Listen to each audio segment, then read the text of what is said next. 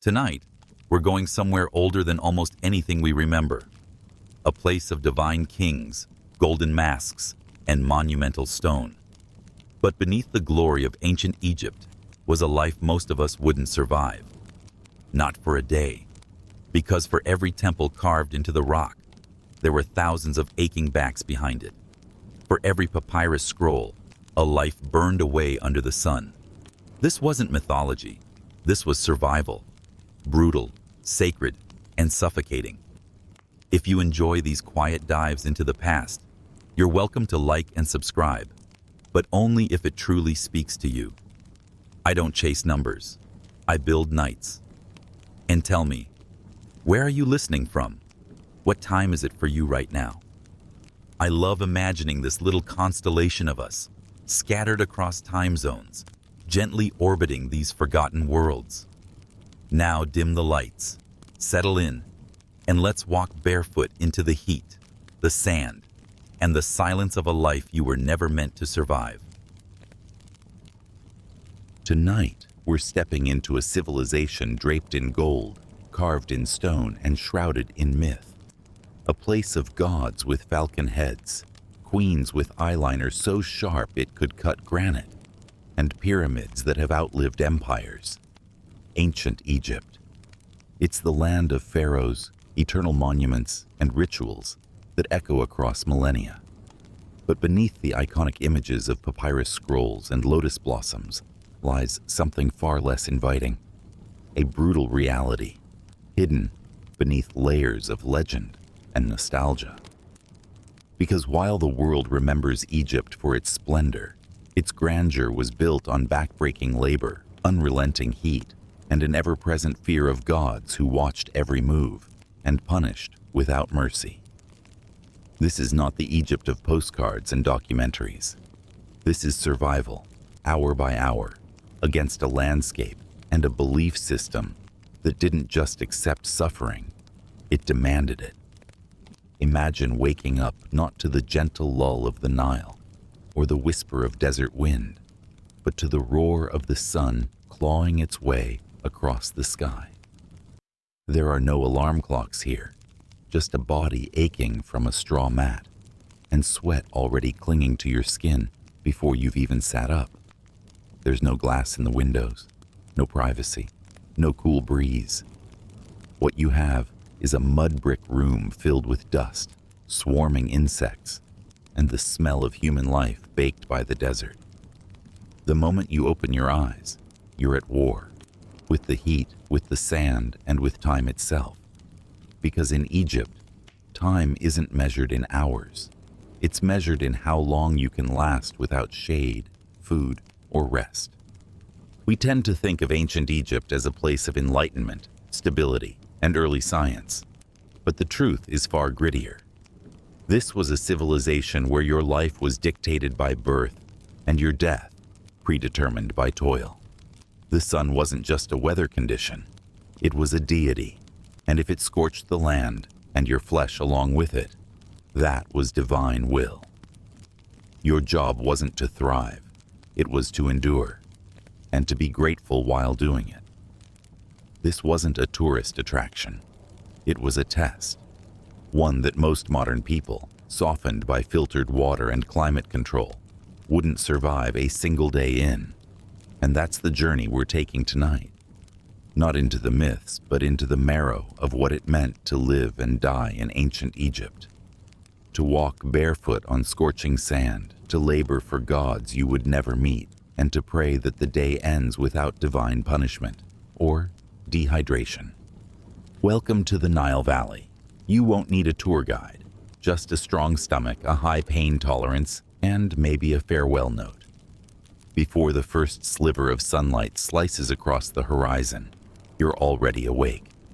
Not because you want to be, but because there's no choice.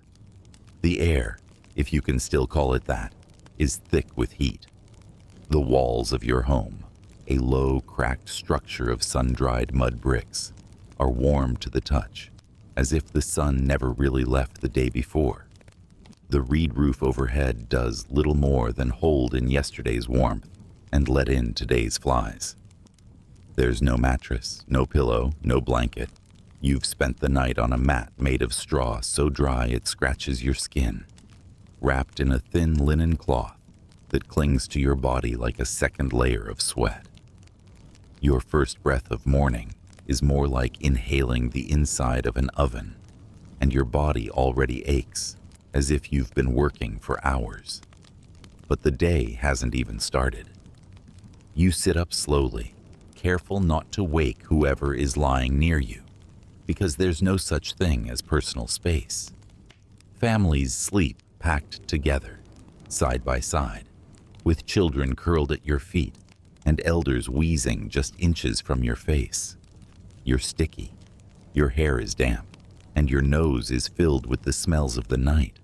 Stale sweat, livestock waste, yesterday's food, and the dusty mildew of old clay. You rub your eyes, but there's no relief, just the familiar sting of sand, smoke, and another round of relentless Egyptian mourning. Stepping outside doesn't help. The second you cross the threshold, you're hit by a heat wave that feels personal. The sun hasn't even cleared the edge of the horizon, yet it radiates with the fury of a god. And that's because, here, it is a god.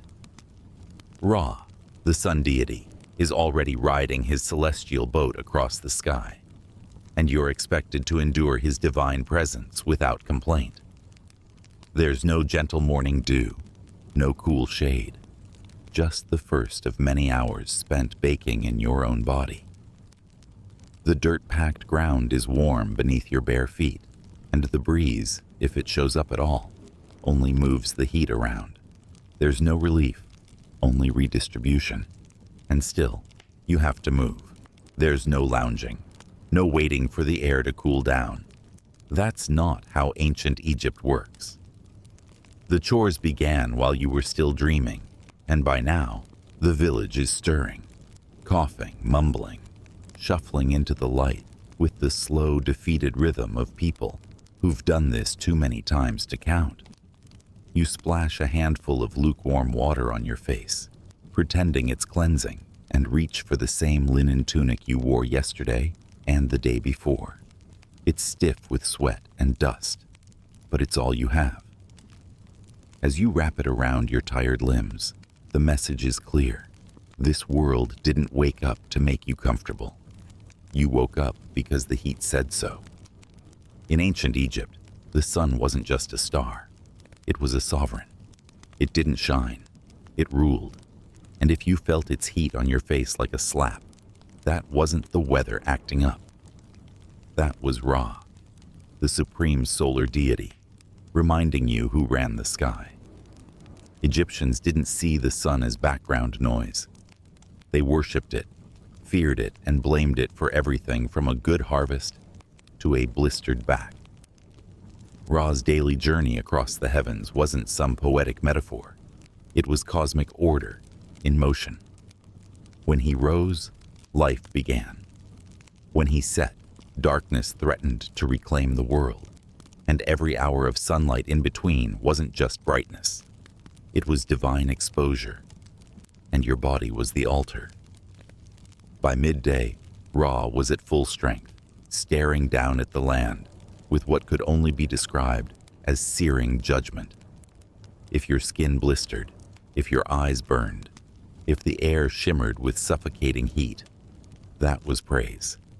That was Ra in a good mood. To complain about the sun was to insult the very engine of creation, which made misery an oddly sacred experience. You weren't sweating because the desert was cruel. You were sweating because the gods loved you, apparently.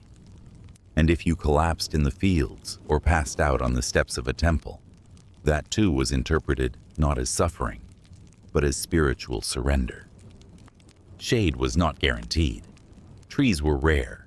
Roofs were flat and offered little reprieve. The idea of hiding from Ra was, for most people, laughable. You might as well try to outrun death or argue with gravity. The wealthier class, of course, had options: oils, servants, shaded courtyards.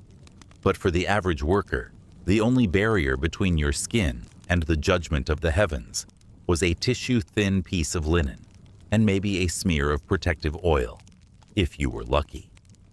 Otherwise, it was whatever natural concoction you could find: mud, river silt, or in some cases, crocodile dung. That's right. People literally smeared themselves in animal excrement to appease the sun and avoid being turned into human jerky. And yet, no one dared to curse the sun. To suffer was one thing, but to blaspheme was another. If you muttered about the heat in the wrong company, someone might remind you, loudly, that Ra hears everything. Because his light didn't just scorch, it revealed. He was the eye in the sky, watching farmers, priests, children, and thieves alike. His light fell on tomb builders and tax collectors, on mothers hauling water and laborers carving stone. No one escaped his gaze, and no one outranked him, not even the pharaoh, who only ruled because Ra had supposedly given him the job. So, when the heat wrapped around you like an invisible cage and your lungs felt like they were breathing steam, it wasn't random. It was order. It was power. And it was permanent. In ancient Egypt, the sun wasn't just the weather. It was the law. Step outside and the world hits you like a furnace door swinging open. The ground beneath your bare feet is no longer dirt. It's a skillet, and you're the breakfast. The narrow streets of your village or city aren't bustling cobblestone markets from the history books. They're winding corridors of heat, lined with sun-baked mud brick homes that radiate warmth like kilns. Every wall you pass throws more heat at you. The alleys offer no escape, just tighter angles for the sun to reflect off, compounding the temperature until even the shadows are cooking you alive. The architecture itself seems to conspire with the sun, trapping the heat and turning every step into a test of endurance. The smell doesn't help. Dry dung, sweat, and rotting grain mix into an aroma that lingers in your nose like a punishment. The occasional breeze offers no relief. It's hot, dry, and often carries the distinct texture of sand, tiny biting grains that scratch your eyes, get caught in your mouth, and settle in the folds of your linen. Flies follow you like cursed blessings, clinging to your skin, buzzing in your ears, refusing to acknowledge your swats. You swat anyway, because not swatting feels like giving up entirely. There are no trees, no parks, no fountains. Nature here is sparse, utilitarian, and mostly thorned or poisonous. The Nile is somewhere in the distance, but between you and it lies a grid of suffocating passageways, ankle-turning stones, and the noise of daily life. Clanging tools, distant yelling, livestock braying in agitation. You duck into a side alley, hoping for shade, but it's a trap. The heat has pooled there, like it's hiding too, waiting to wrap around you and wring the sweat out of your bones. You lean against a wall, but even the bricks are hot to the touch, softened slightly by the sun, and ready to brand anything foolish enough to lean too long. And still, you walk, because there's no other option. You have tasks, obligations, and if you're seen loafing around, it's not just disapproval you'll get, it's suspicion. In a world where everyone must pull their weight to survive, idleness looks a lot like defiance. So you push on, squinting against the glare, sweat dripping off your chin, your linen clinging to every curve of your skin in damp folds. Children dash by barefoot, somehow immune to the pain that singes your feet. A goat stares at you like it knows you've already given up for the day. This is not a journey through a marketplace. It's a crawl through a crucible. Every corner turned is just another wave of heat, another blinding glare, another step closer to dehydration. The mud brick walls around you don't just shape your neighborhood, they trap your breath, steal your energy, and make every errand a minor odyssey. And the worst part? It's still morning. You can smell the Nile before you see it. A thick, fishy stench tinged with the sweet rot of algae and something else. Something warm and organic, and a little bit wrong.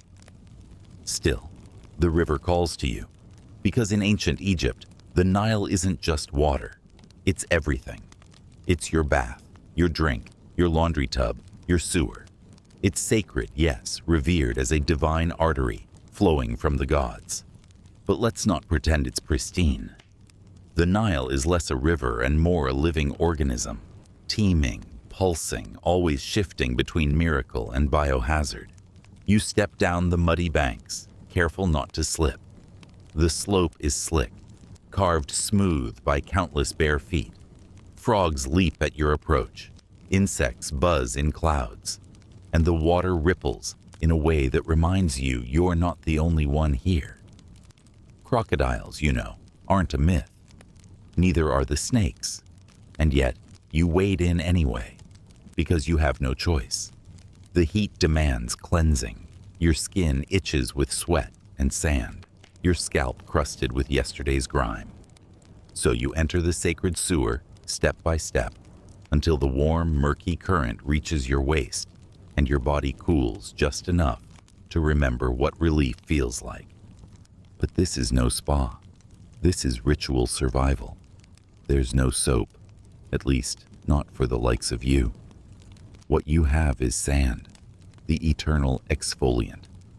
You rub it across your arms, your face, your chest, pretending it's cleansing when it's really just scraping.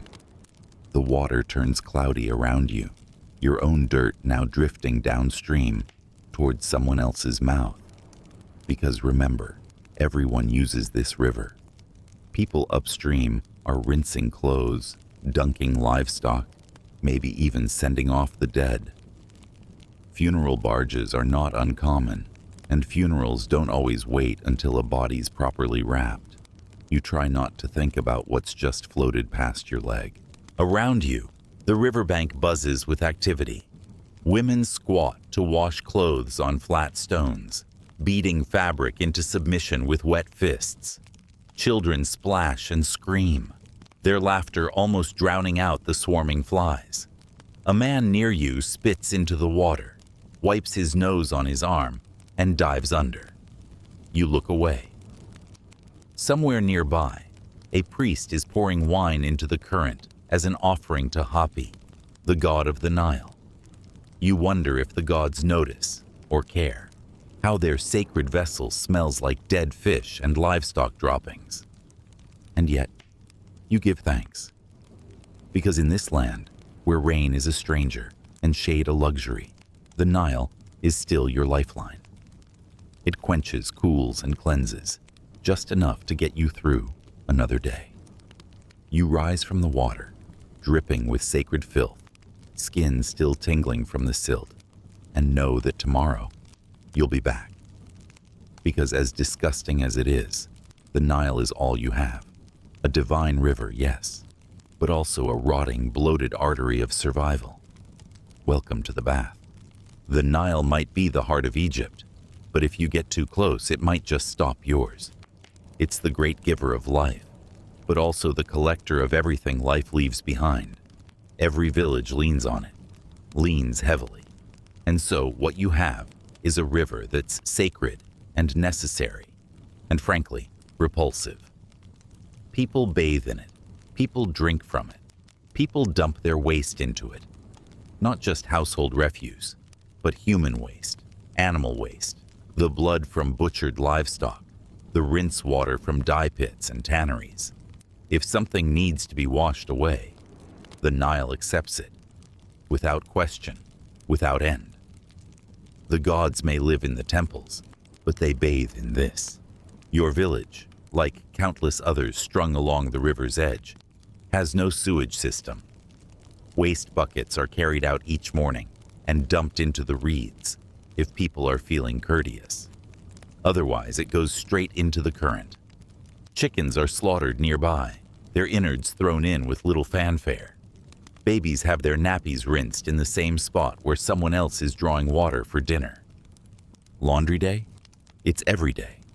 And it happens at the edge of the river, where the rocks are smooth and the footing is uncertain. You pound your linen against stone, hoping to get the stink of the day out before you pick up the stink of the river. And then there's the wildlife, the kind that watches, the kind that waits. Crocodiles are more than local legend. They're apex predators with patience.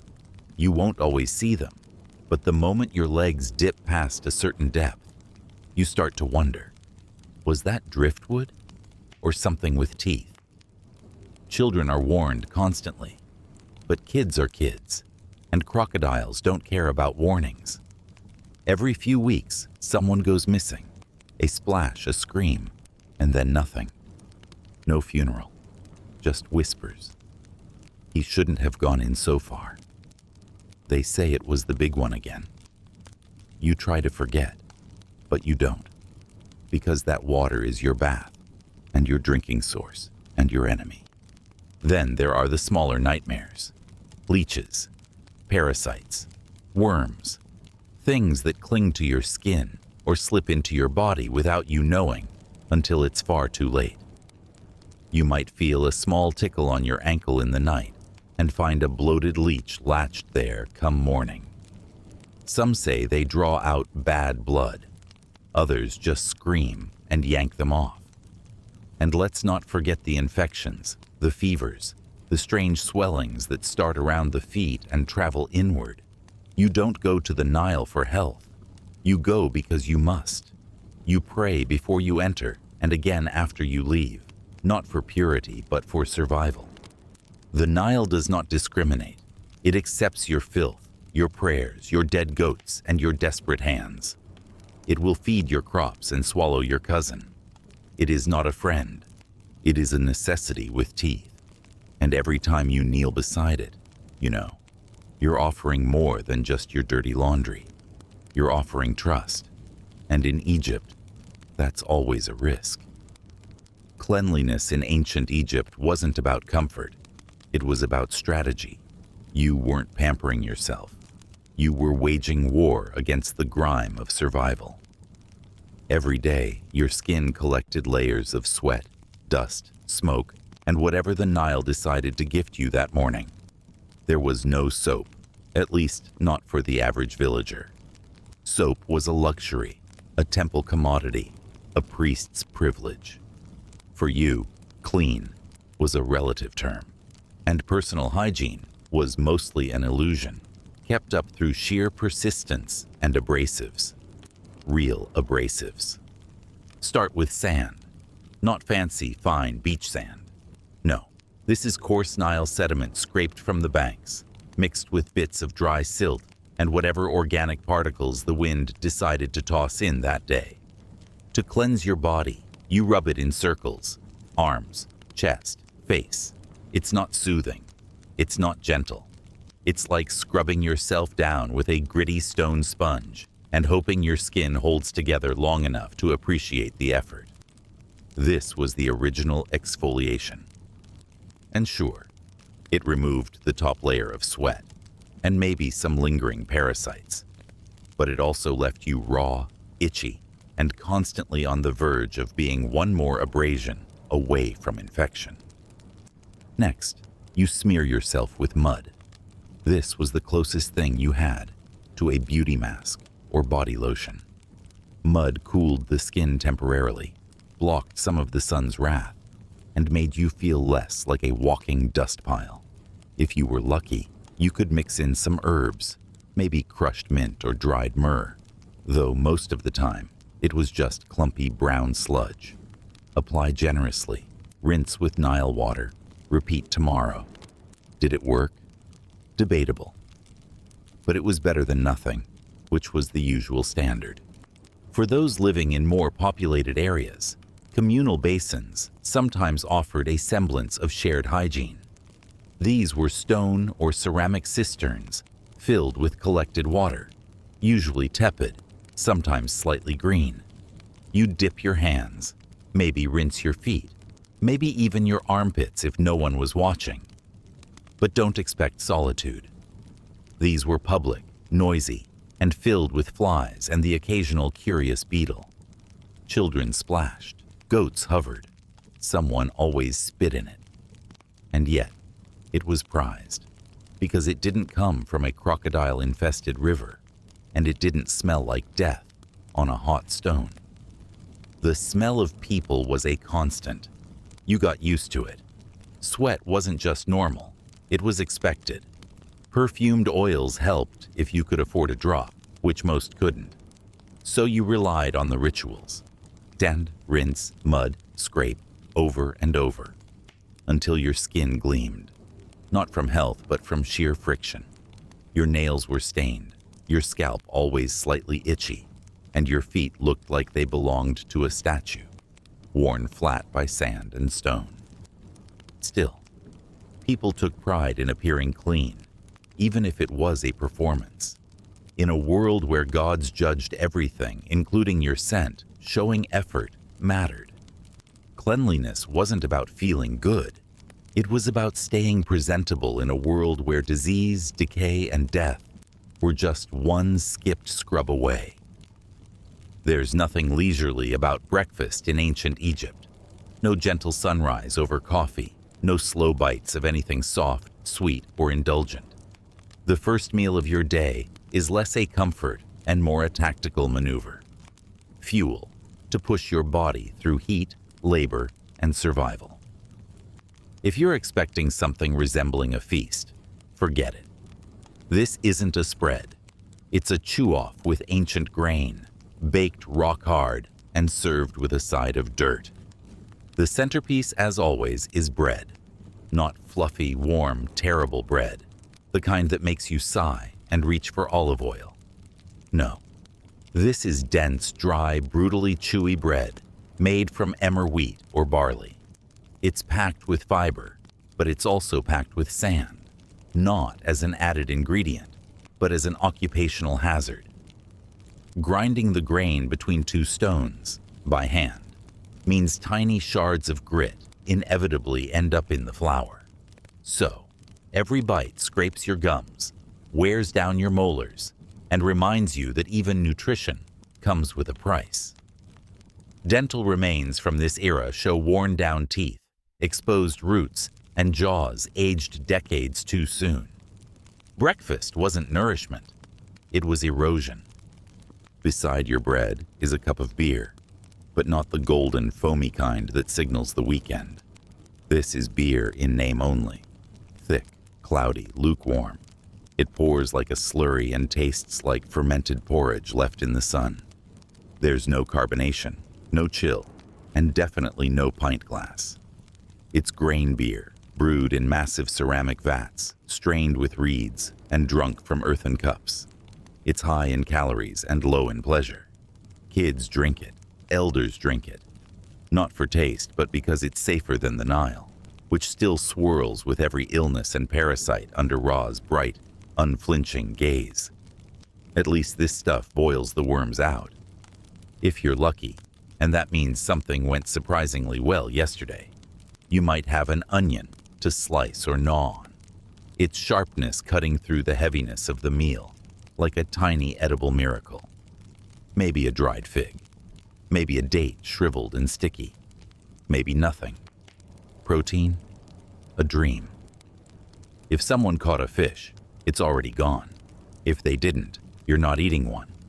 Eggs are rare. Meat is for feasts. This is sustenance stripped down to the absolute minimum. You eat squatting or perched on a low stool if you're fortunate. There's no dining table, no individual plate. Flies buzz your face. Dirt clings to your fingers. Your bread crumbles as you chew, and every bite comes with the occasional crack of something that was never meant to be there. You swallow quickly, not to savor, but to end the process. One eye on the door, one ear on the rising noise outside, the signal that work is about to begin. Breakfast is over before it ever felt like it began. You're not full, but you're functional, which is all that matters, because the sun is rising higher now, the heat pressing harder, and the overseer's voice is already echoing down the street.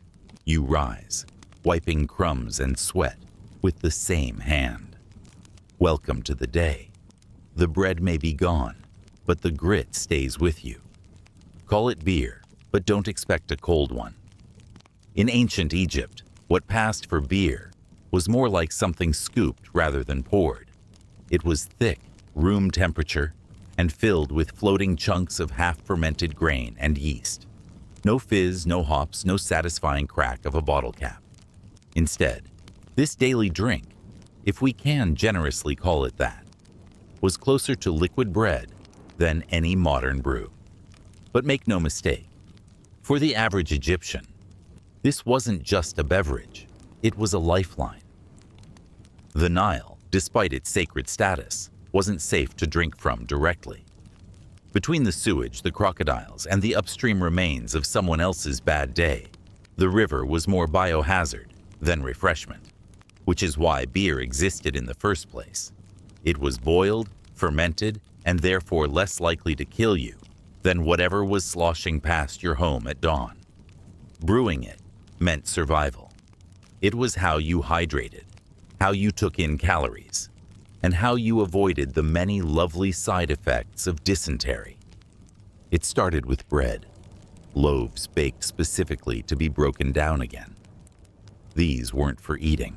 They were crumbled into jars, mixed with water, and left to ferment in the open air. Sometimes dates or honey were added, not to sweeten, but to accelerate fermentation.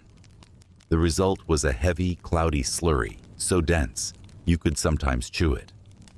Drinkers used straws, reeds, or hollowed stalks to filter out the sediment, though plenty of grit still found its way into your teeth and gut. The taste? Sour. Not a tart, crisp sour, but a mouth-coating, yeasty tang that lingered long after the cup was empty. Still, people drank it daily, children included, not because it was fun or relaxing, but because it worked. It gave energy. It hydrated. It filled your stomach when food was scarce. And the mild alcohol content was just enough to numb the edges of a life filled with sunburns, backaches, and near-constant hunger. Don't think for a second this was indulgence. It was medicine, fuel, and necessity, all in one grimy jar. And beer wasn't just survival. It was sacred. It had its own goddess, Tenenet, patroness of beer and childbirth. Temples brewed it, priests blessed it. Pharaohs ordered it by the barrel. It was offered to the gods, poured onto altars, and buried with the dead. In a way, it was everywhere and everything. Workers were sometimes paid in it. Entire pyramids rose from the hands of men, sustained on grain mush and desperation. So the next time you sip a cold lager, think of the people who drank warm, fermented sludge under a punishing sky, swatting flies from their eyes and hoping this batch didn't go too sour. In ancient Egypt, beer wasn't a reward. It was how you kept going. Thick, tepid, sour, and sacred. It was the only thing between you and the river that wanted you dead. In ancient Egypt, dust wasn't something you cleaned up.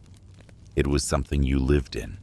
It settled in your hair, lined your throat, embedded itself in your clothing, and coated your food with a consistency that ranged from mildly irritating to downright dental. There was no escaping it. Not in your home, not in your bed, not even inside your body. Dirt was the permanent backdrop of existence. It framed your view of the horizon, filled the creases of your skin, and quietly invaded every part of daily life until you stopped noticing. Because what was the point? Start with food. Every meal came with grit, no matter how fresh the ingredients or how careful the preparation. Flour was ground between two stone slabs, a process that inevitably scraped bits of rock into the mix. The bread you ate daily had the texture of fine gravel, and chewing it slowly wore down your teeth like a river carving stone. By your 20s, your molars were flattened. By your 30s, exposed nerves were a way of life, and you accepted it because it wasn't a flaw in the recipe. It was just how bread worked. Your clothes didn't help. Linen, light and breathable, was the best fabric available. But breathable also meant porous, and sand took full advantage. It slipped through the weave, rubbed against your skin, and gathered in folds. A gust of wind could fill your tunic with grit in seconds, and once it was in, it stayed there. You could wash your clothes in the Nile, beat them on stones, dry them in the sun, and still find handfuls of sand in the hem. Every step you took in your sandals stirred more dust into the air, which then settled right back onto your fresh, well, less filthy garments. And then there was your bed, a woven mat on the floor, sometimes layered with animal hides, sometimes not. Softness was not part of the design. Neither was cleanliness. During the day, dust filtered in through every crack in the wall and gathered like mist on the floor. At night, it settled into the mat, into your hair, into your nose. Insects, beetles, fleas, centipedes came and went freely, like uninvited roommates. You might close your eyes with your cheek resting on warm straw, only to wake up with something crawling across your neck. Normal, unavoidable. Welcome to the night shift. Even prayer wasn't free of it. When you knelt to offer thanks to the gods or recite your daily rituals, the ground pressed back. Dust rose into your nose with every breath. You might be clean in spirit, but physically, you were always just one breeze away from coughing up a lungful of Egypt's finest sediment. And the bugs? They weren't pests. They were features. They buzzed around your food, burrowed into your skin, bit your ankles, and occasionally laid eggs in places you didn't want to talk about. You swatted, you scratched, you endured. So yes, ancient Egypt was a land of gods and gold, of monumental architecture and timeless myth. But for everyone not immortalized on a temple wall, the daily experience was less about legacy and more about grit. Literal grit. In your teeth, in your food, and in every waking hour.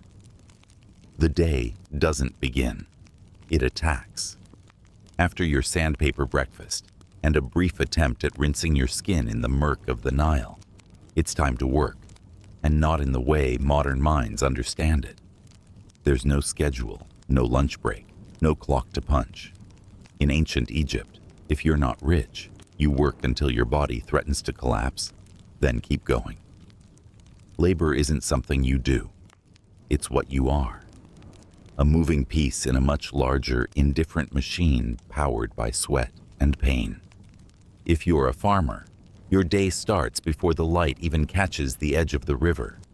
You're ankle deep in Nile mud, planting barley or wheat, yanking weeds by hand, or pulling a primitive plow behind a donkey that resents you.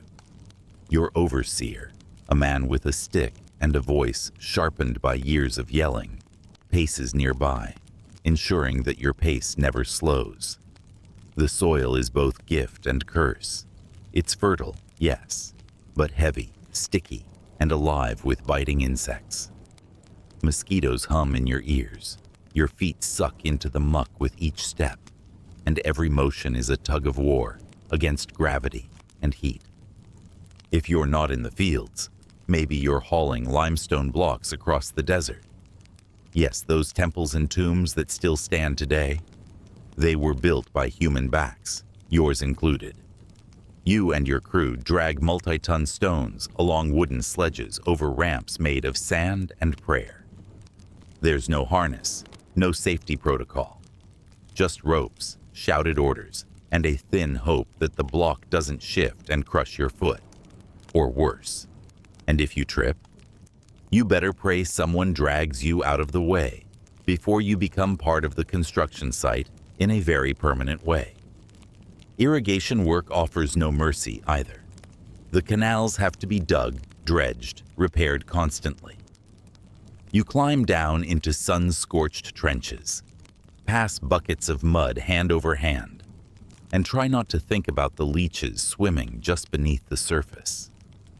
Your muscles scream, your skin burns, you're already dehydrated, but the work doesn't stop. There's always more to do, more to fix, more to carry. That wall isn't going to rebuild itself after the last flood, and no one gets to say, "I'm too tired." Every task, every single one, is done by hand. The tools are crude: stone picks, wooden mallets, baskets made of reeds. If you break one, you patch it. If you break yourself, too bad. There's no sick leave, no compensation, no care. Just the quiet replacement of your spot with another soul who will last as long as their knees do. This is a society that built eternity one broken back at a time. So you keep going, hour after hour, chasing the sun as it climbs higher. Sweat blinds you. Sand cakes your lips. You don't know what time it is, only that it's not late enough to stop. You're not working toward retirement. You're working to eat. And if you can't, someone else will. In ancient Egypt, labor isn't a phase, it's a sentence, one that ends not with applause, but with silence. You're not just working, you're building the afterlife for someone else. The tombs and temples that tourists marvel at thousands of years later weren't summoned by magic or erected by pharaohs waving golden scepters. They were dragged, carved, hauled, and stacked by men like you. Not slaves, but not free either. Bound by necessity, by birth, by the crushing inevitability that your life was worth less than the stone you carried. Each slab you move is part of a god's eternal real estate portfolio. And when your arms shake and your spine threatens to snap, just remember, it's not your eternity you're sweating for. The work site is brutal. You and hundreds of others bake under the same sun that watches the fields. Only now, it reflects off pale stone until your skin blisters from both above and below. The noise is constant. Hammers on limestone, voices shouting in different directions, the rumble of sledges moving across wooden tracks. There's no quiet here, only heat and commands. You're given a task and expected to repeat it until someone tells you to stop or you drop. Sometimes that's the same moment. Tools are crude, bronze chisels that dull fast, stone mallets that split your fingers if you miss the target. Dust fills your mouth, coats your lashes, settles in your lungs. You cough, spit, keep going. You've seen men collapse and be dragged away like sacks of grain. No ceremony, no break in rhythm. The work continues. There are walls to engrave, ceilings to paint, columns to raise. The pharaoh's tomb must be perfect. After all, he's not just a king, he's a god. And gods don't tolerate mistakes.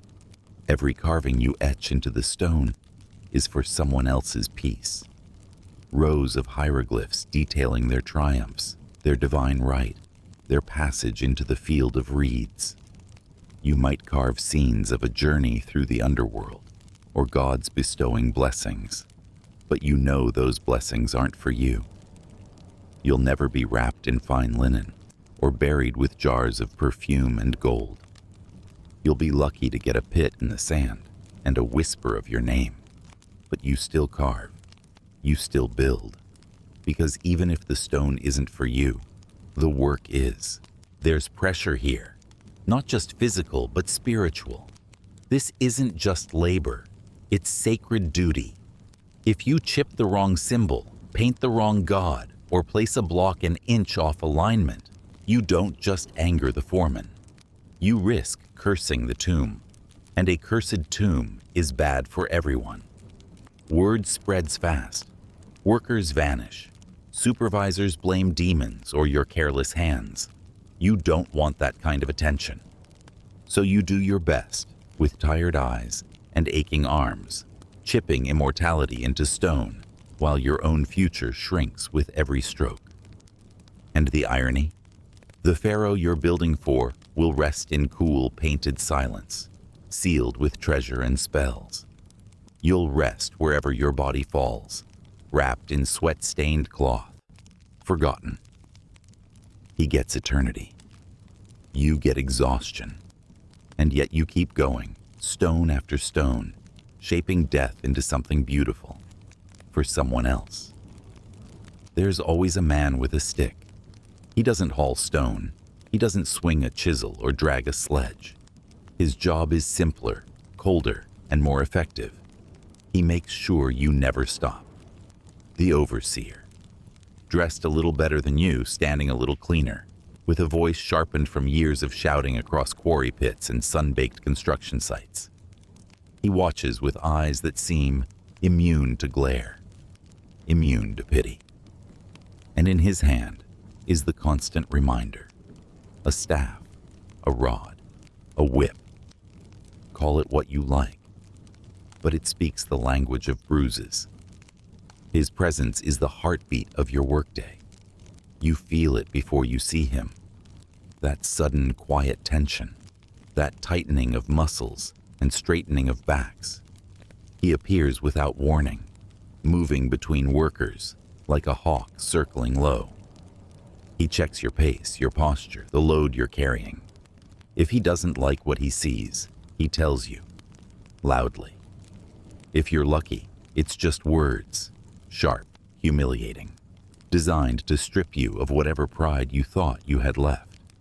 If not, the staff comes down, a slap across the shoulders, a jab to the ribs, sometimes the whip, never enough to kill you, just enough to remind you your comfort is irrelevant. Quotas rule everything. Blocks must be moved. Canals must be cleared. Tomb walls must be covered in lines of text so precise they could pass inspection by gods. Your output is counted, measured, compared. Fall behind, and the punishment isn't just physical, it's spiritual. You're not just failing your task, you're insulting divine order. In ancient Egypt, every stone has its place, every hour its purpose. Your delay is a crack in the cosmic balance. At least that's what they tell you. Truth is, a slow worker is just a burden, and burdens get discarded. But the overseer's power doesn't stop at punishment. He's the one who speaks to the scribes. He's the one who reports who's working and who isn't. If your name makes it onto his bad list, it stays there. That means less food, worse shifts, more dangerous jobs. It means getting sent deeper into the quarry or farther down the canal, where heat rises like breath from the ground and the only company is exhaustion. Worse, he can label you disruptive, an insult to the pharaoh, a threat to harmony. And in a world where authority comes down from the gods, disruptive is a dangerous word. So you don't argue. You don't explain. You don't say your ankle's twisted, or your fingers are bleeding, or your back hasn't stopped spasming since yesterday. You work, you nod, you endure. Because the overseer isn't just a man with a stick. He's the line between survival and disappearance. He doesn't have to kill you. He just has to say the word. And in a land where lives are cheap and labor is endless, that's all it takes. There's no such thing as clean in ancient Egypt. Not really. Not when you live in a kingdom of sand that never stops moving, creeping, invading. It's in the air, in your food, in the folds of your tunic. It grinds in your joints, sticks to your scalp, and fills your nostrils with every inhale. You don't escape it. You adapt to it. Eventually, you stop flinching when you bite into bread and feel a crunch that shouldn't be there.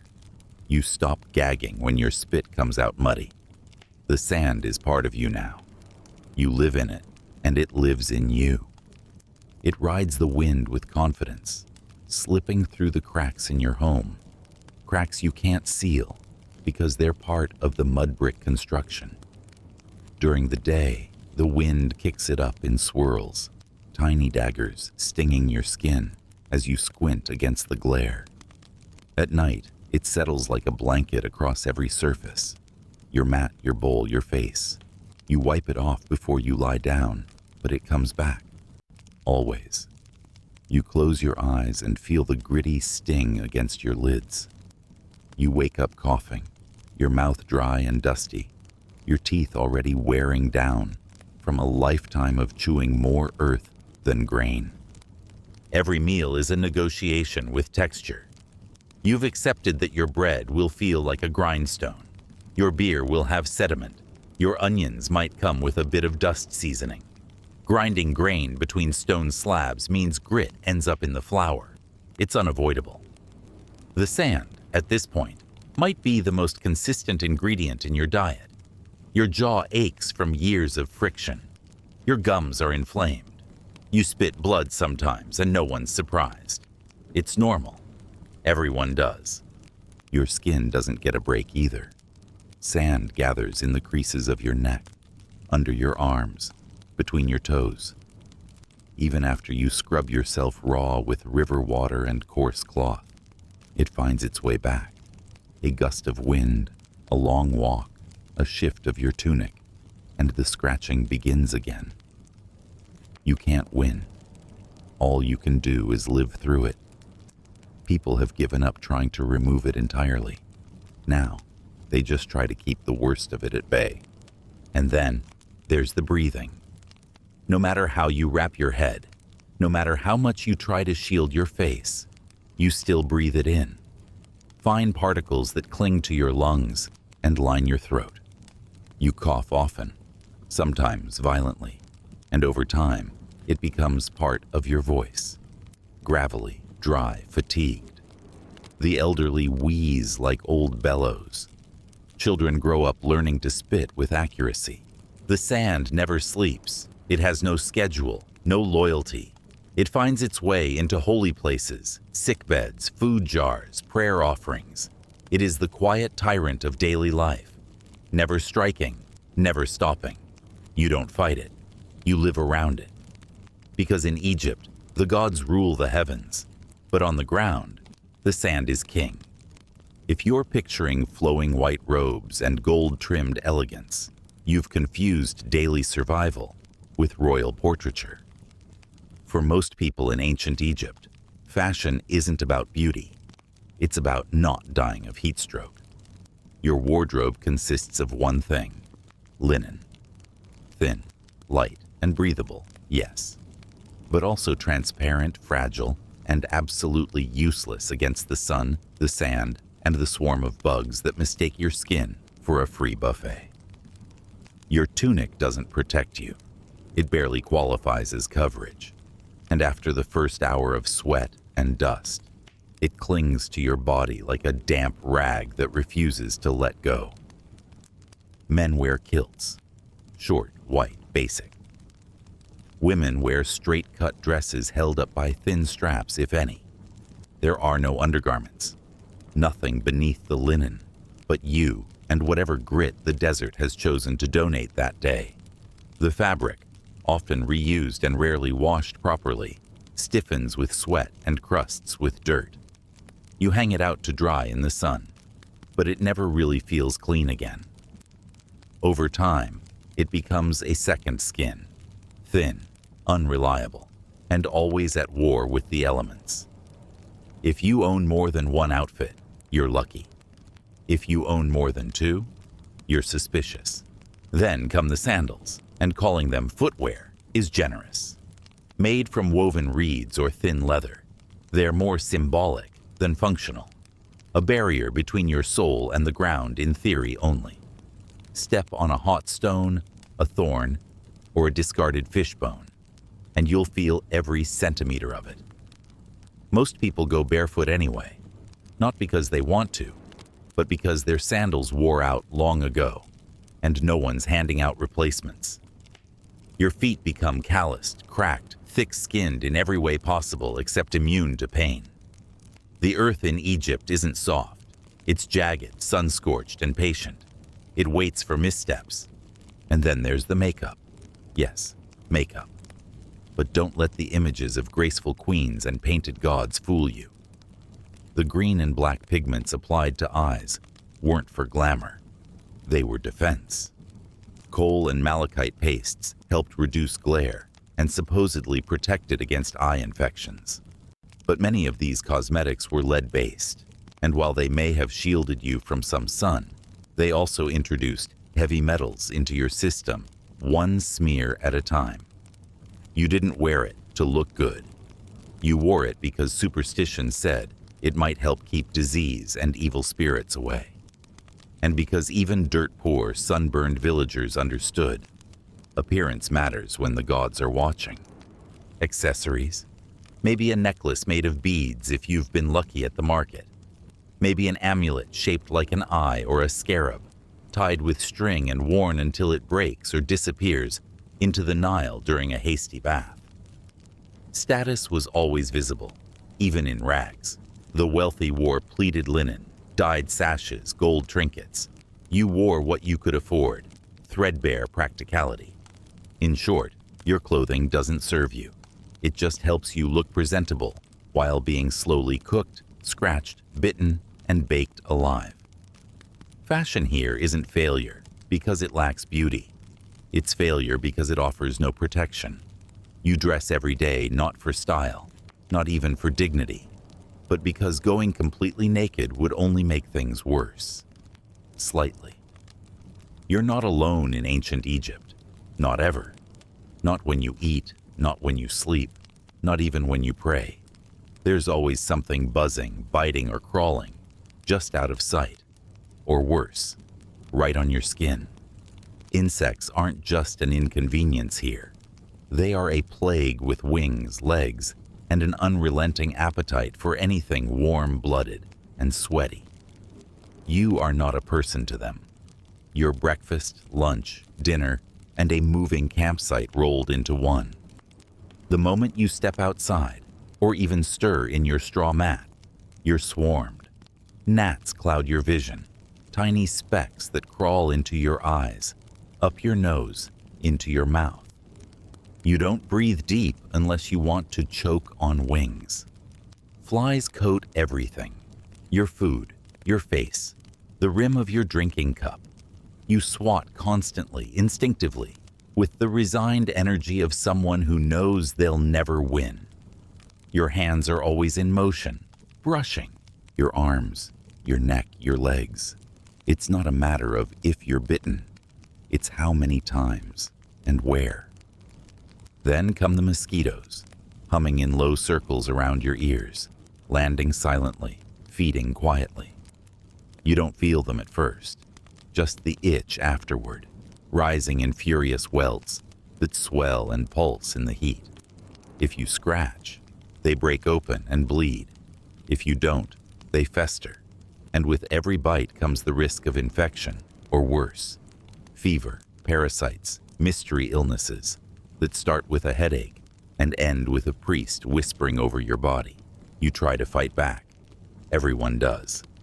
Some people rub crushed herbs or garlic on their skin, hoping the stench will drive the bugs away.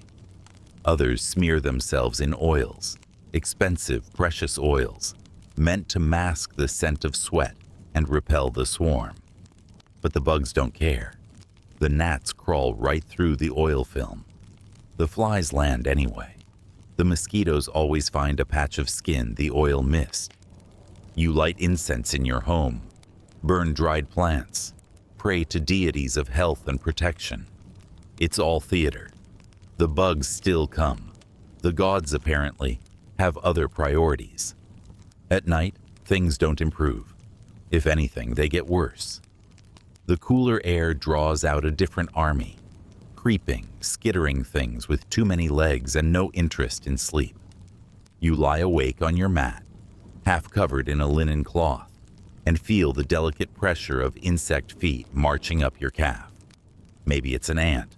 Maybe it's a beetle. Maybe it's a scorpion. You don't know. You don't look. You just shake, slap, roll over, and hope. You get used to the buzzing. You get used to the blood spots on your legs, the constant scratching, the raw skin behind your ears.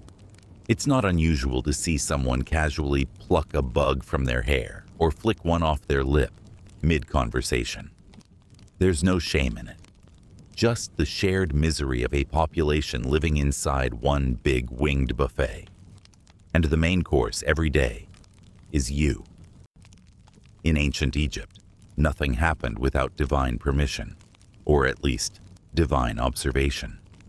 Every cough, every chore, every bite of food passed under the unseen gaze of some deity. You didn't just live under a monarchy or within a family. You lived under a system of sacred surveillance, where gods watched not just your major life events, but your most mundane habits.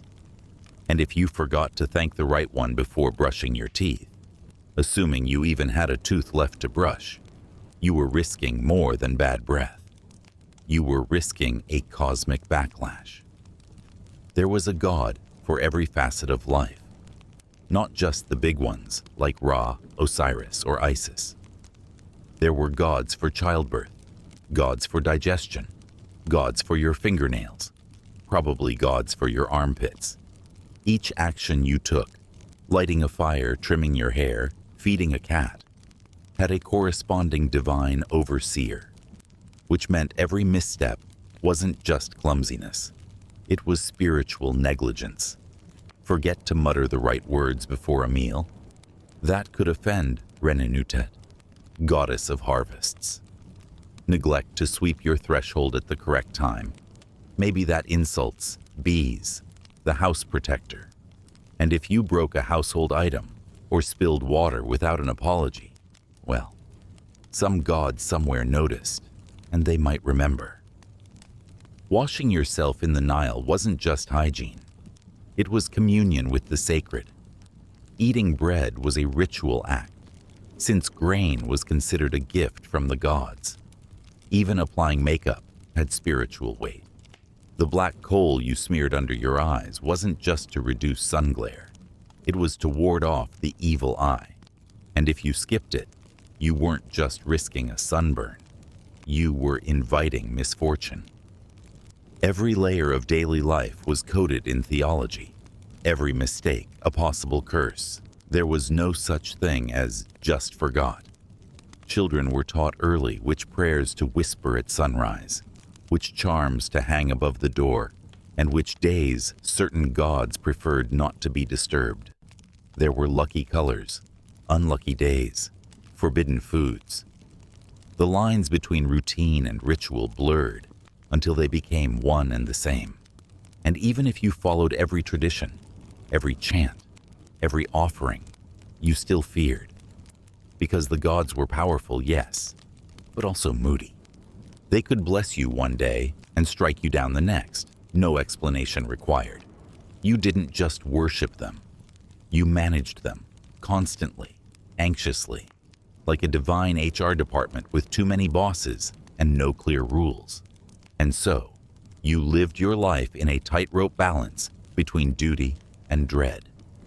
You weren't just getting through the day, you were performing it, every movement part of a sacred dance where one wrong step could bring illness, infertility, or famine.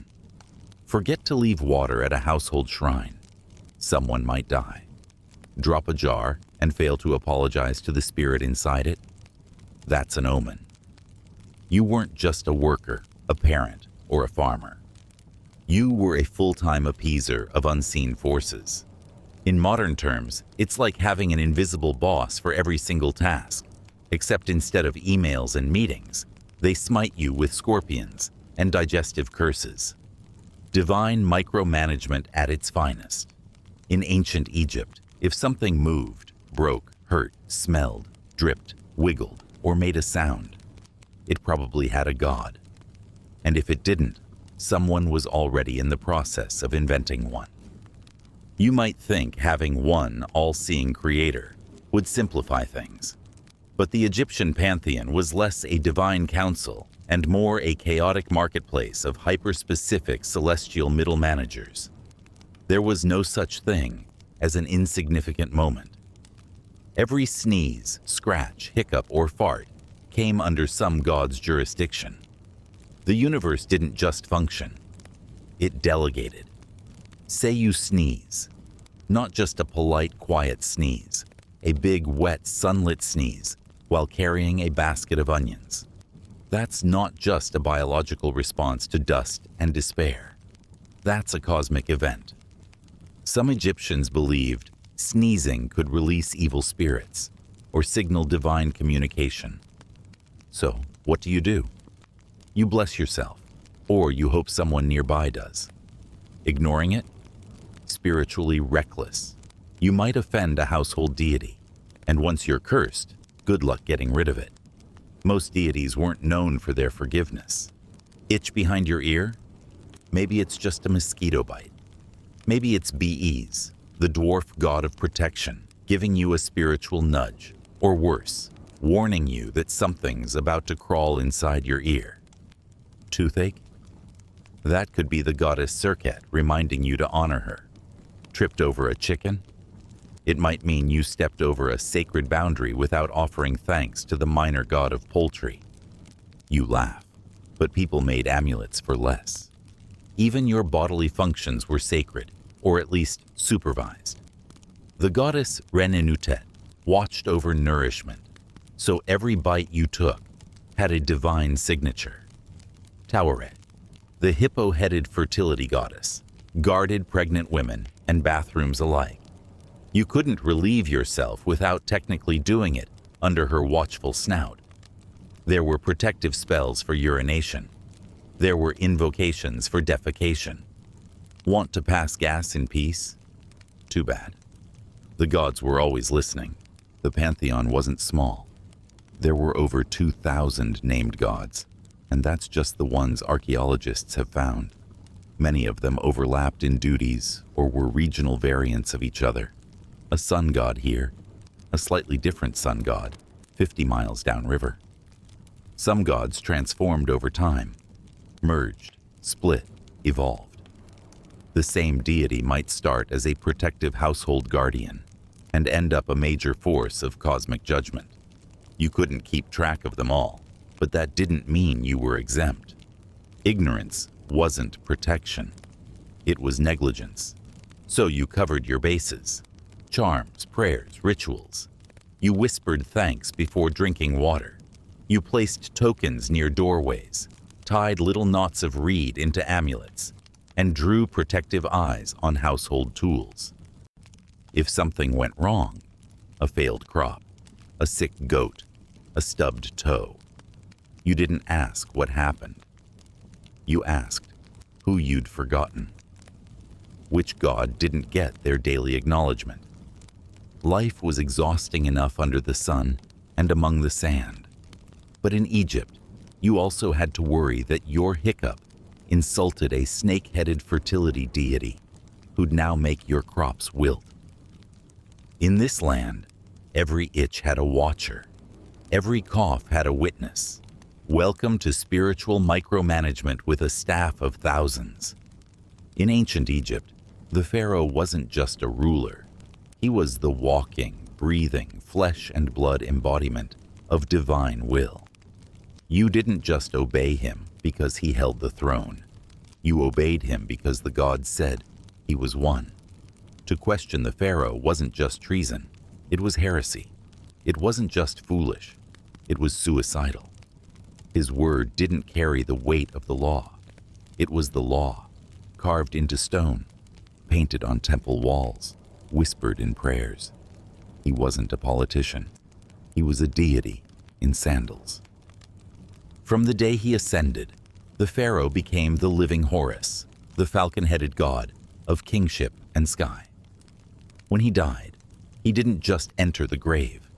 He became Osiris, lord of the underworld, and the next pharaoh took on Horus's mantle, starting the divine cycle again.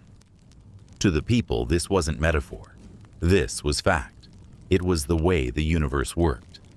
The pharaoh maintained Ma'at, the divine balance of truth, order, and cosmic stability. Without him, The Nile would dry, the crops would fail, and chaos would rise. So yes, you feared him, but you also needed him, like you needed the sun, even if it burned. You didn't see the pharaoh unless you were among the elite or among the doomed. He didn't walk the streets. He didn't dine with the common man. He lived behind walls taller than trees, in palaces cooled by servants, waving palm fans, surrounded by incense and gold and polished stone. His voice reached you through proclamations, carvings, or soldiers barking orders in his name.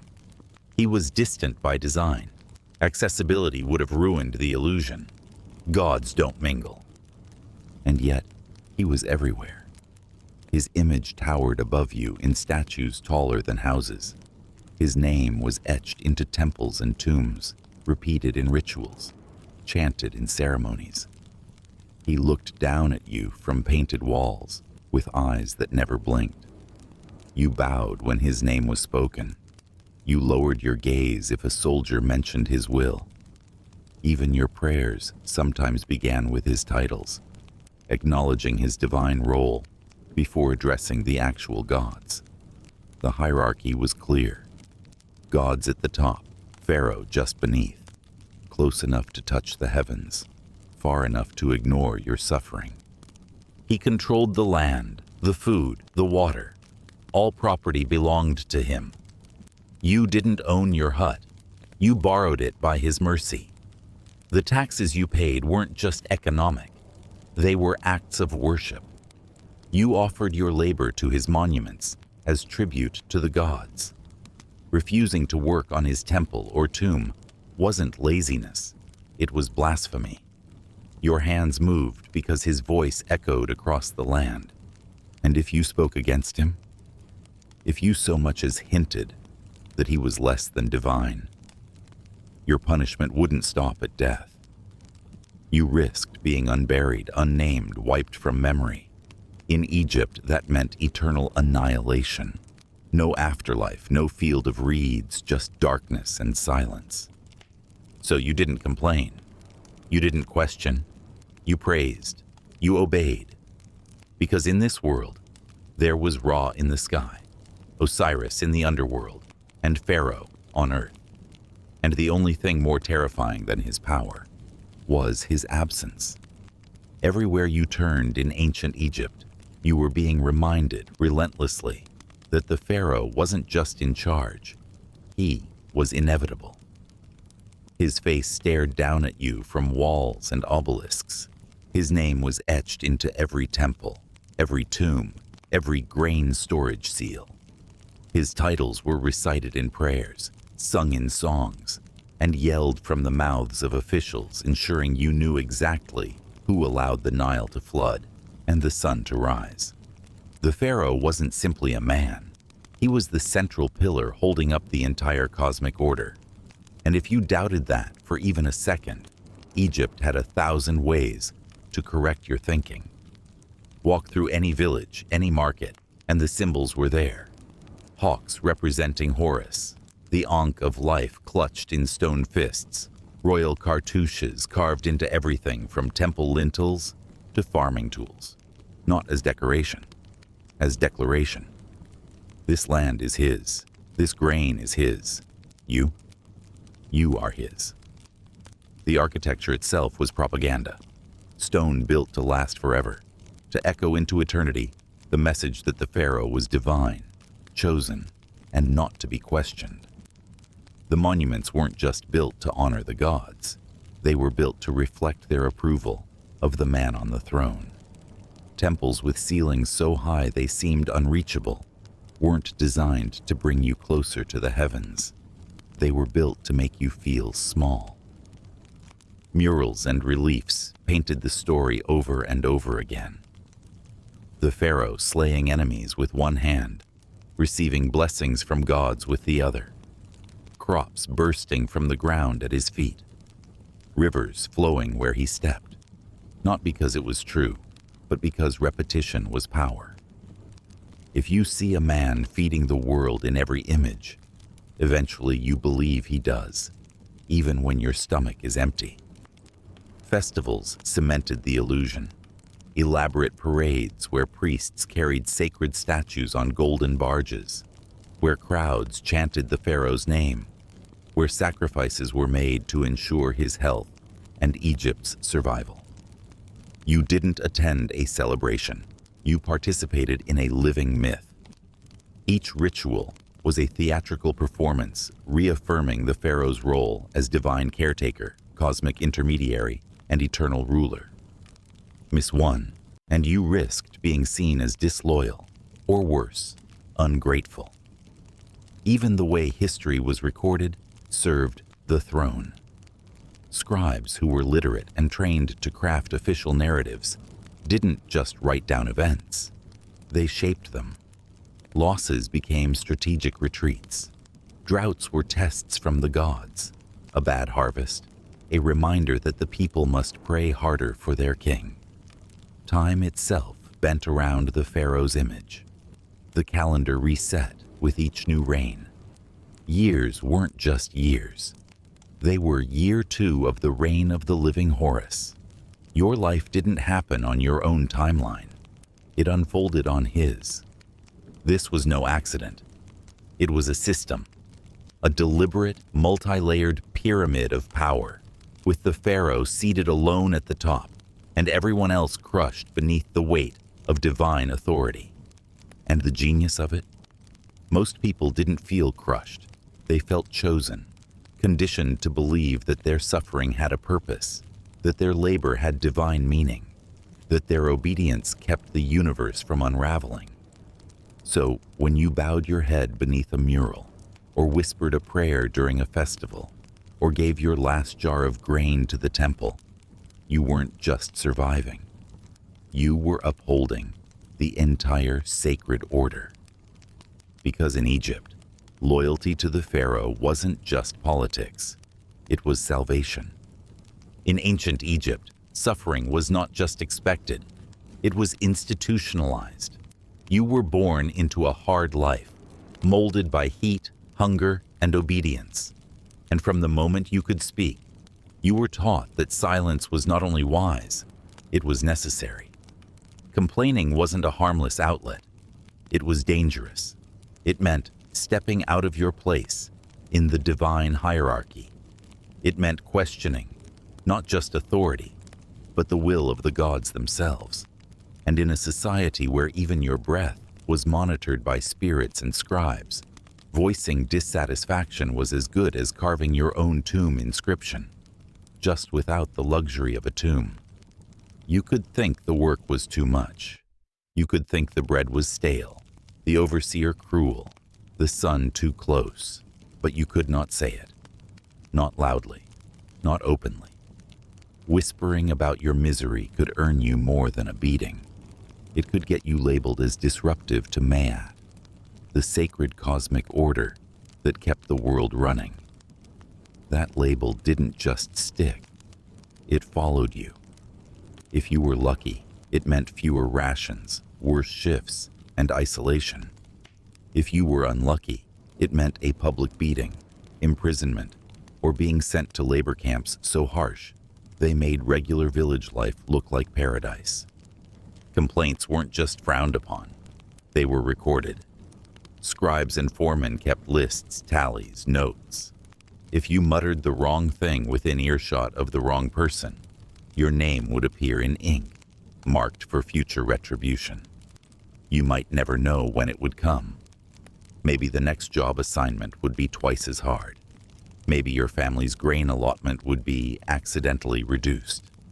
Maybe you'd be passed over for help when you got sick or injured. In Egypt, paper didn't forget, and neither did power. Even in the privacy of your own home, you were careful. Walls were thin. Neighbors listened, and fear was cultural currency, passed around in glances and silences. Parents warned children not to speak ill of their duties. Spouses learned to nod rather than vent. Elders told stories of men who had once spoken out, whose bones now rested in the desert with no marker, their names lost, their memories erased. because erasure was the worst punishment of all, worse than death. If your name was forgotten, your soul was lost in the afterlife. You didn't just die, you ceased to exist. So you smiled, or at least you didn't frown. You gritted your teeth and praised the pharaoh. You gave thanks for the sand in your bread and the welts on your shoulders. You called your suffering sacred. You framed your exhaustion as loyalty. And when your friend collapsed in the fields, you didn't curse the gods. You said it was his time and kept working. Silence wasn't just safety. It was survival. A second language. A cloak. You wore it every day because in ancient Egypt, a raised voice could bring the weight of the cosmos crashing down on your head, and no one would dare catch you underneath it. In a land ruled by gods and guarded by fear, there was no room for rebellion. Not in public, not in speech, not even in expression. But that didn't mean the people of Egypt were blind to their suffering. They felt every ache, every injustice, every lash of the overseer's whip, and each grain of sand ground into their teeth. What they didn't have was a voice to fight it. Open resistance was suicide. Even gossip could be a death sentence. So they whispered, not in defiance, but in survival. The truth lived quietly, tucked behind lowered eyes and shared glances. If the wind carried secrets, it was only because people had learned to speak like it, soft, indirect, and always moving. There were no revolts among villagers, no shouting matches with tax collectors, but there were sighs, long buried sighs as baskets were lifted or tombs were carved. There were pauses in the middle of prayers, lingering just long enough to let the gods know what couldn't be said out loud. There were small moments of refusal, not grand gestures, just subtle shifts. A worker sharpening his chisel too slowly, a woman giving less than her best when grinding grain, a child dragging his feet on the way to carry water. Nothing that would be noticed unless someone was watching closely. And even then, it was hard to prove intent. That was the point. People coped through ritual, through myth, through the illusion that meaning could be found in hardship. If they couldn't complain, they prayed. They lit incense, not just for blessing, but for escape. They asked gods for peace in the next life, since there would be none in this one. They told stories of earlier times, better pharaohs, kinder rulers, tales they barely believed but needed to hear. Storytelling became medicine, a form of passive resistance wrapped in reverence. No one cursed the system outright, but you could find critique in the pauses of the storyteller, in the arch of an eyebrow, in the slight bitterness of a proverb passed from parent to child. Art helped too. The songs sung during harvest, the chants used while hauling stone, they were rhythmic, functional, but also layered. A double meaning here, a sly joke there. You could express discontent in metaphors, hide frustration inside ritual language.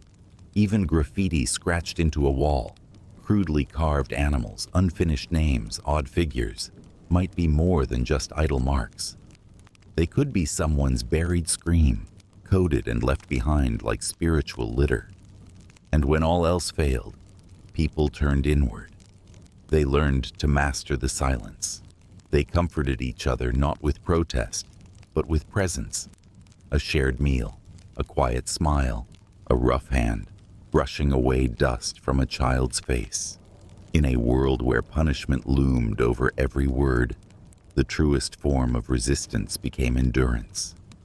The whispers in Egypt's dust weren't cries for revolution. They were quiet affirmations that pain didn't erase humanity, that even under divine rule and stone monuments, a person could still feel, still hope, still dream, if only in silence. It's easy to romanticize the status of women in ancient Egypt. Historians often point out that Egyptian women had more rights than many of their contemporaries in other ancient societies. They could own land, inherit property, file for divorce, even take legal action. On papyrus, they were citizens, but on the ground, where the sand stung the skin and hunger wore the body down, those rights didn't soften the reality. The truth was far less glamorous. Women worked, not as a choice, but as a daily necessity. From the moment Ra's first light burned through the horizon to the moment sleep finally wrestled them to the ground, Egyptian women were in motion, grinding, hauling, scrubbing, carrying, birthing, baking, enduring. Morning began with chores, and not the polite, domesticated version. These were grueling tasks that demanded full-body effort. Grind grain between heavy stones until your back cramped. Knead dough with cracked fingers while a child tugged at your ankle. Carry jars of water from the river, one balanced on your head, another in your arms, all while watching for snakes or worse. Sweep the floor of your mud brick home with a broom made of stiff palm fronds, each stroke raising more dust than it cleared. Then cook over a fire pit in a space the size of a coffin, breathing in smoke that stung the eyes and painted your lungs in soot. Outside the home, women worked in the fields during harvest, wading through mud and crop stubble, pulling sheaves of wheat while insects chewed through their linen and into their skin. They hauled baskets of produce to markets, bartered over prices, and returned with less than they left with. Wealthier households sometimes employed female servants or laborers, other women just like them, but lower in the pecking order. If you were in the latter group, your day involved scrubbing someone else's floors, pounding someone else's laundry, fetching someone else's water, and still returning home to do it all again for your own family. Childbearing didn't excuse the workload. If anything, it doubled it. Pregnant women were expected to keep working until labor forced them to stop. There were no prenatal herbs, no reclining beds, no doctors waiting in cool rooms, just other women, perhaps a midwife if one was nearby, and a floor smeared with sand and sweat. After giving birth, you were expected to bounce back fast. There was no maternity leave in Egypt, only more mouths to feed. And still, women carried spiritual weight too. They maintained the household shrines, recited daily prayers, taught children how to speak the names of the gods correctly. They brewed beer, prepared offerings, and kept track of the little taboos. No bread on certain days, no stepping on shadows, no forgetting to thank the goddess of the home. The emotional and divine labor was just as relentless as the physical. So yes, Egyptian women had legal standing, but that didn't stop their hands from blistering or their backs from breaking. The ink that granted them rights didn't carry jars or knead dough or hush a crying baby. That was their work, every single day, from first light to final breath. If you're a woman in ancient Egypt, your world is measured in repetitions, not seasons, not festivals, not phases of the moon, but in the endless cycle of work. You rise before dawn and start grinding grain, a task so punishing and monotonous that your knees develop permanent calluses from kneeling on woven mats. Your hands ache before the day even properly begins, but there's no time to complain, no time to rest. The children need food, the fire must be stoked, water must be hauled again, always again. You balance the water jar on your head, supported by one hand, while the other adjusts the fraying edge of your linen dress. It's not a glamorous gown from a museum case. It's plain, sweat-stained, and clingy with yesterday's dust. If you own two, you're lucky. If it tears, you stitch it yourself, badly with whatever thread you can scavenge.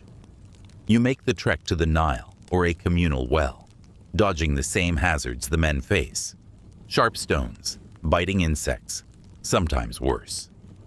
You get back, spill a little, curse silently, then move on to the next task. There's no pause. There never is. After the grain is ground and the water hauled, you start baking. The oven is nothing more than a pit or a clay dome, and the heat smothers you. You sweat through your linen, eyes stinging from smoke and ash, all while trying to keep an eye on a toddler crawling toward the fire. Multitasking isn't a skill here. It's instinct. Your brain must track 10 things, while your body does 3 more.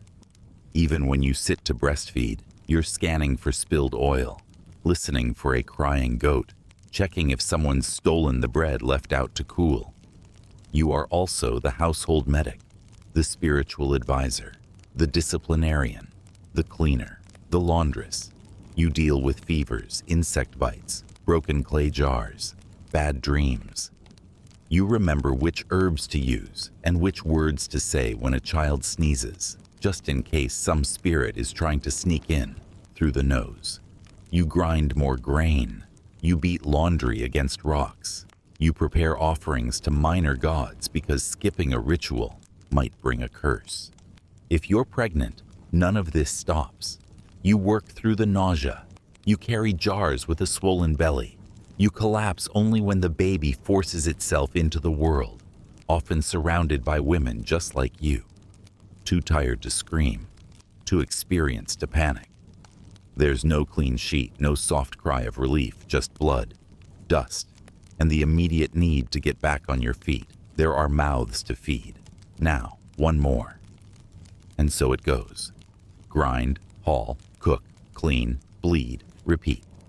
There is no inheritance of leisure, no time for rest. The idea of fairness doesn't enter your mind, because what would that even look like? You don't have less because you're weak.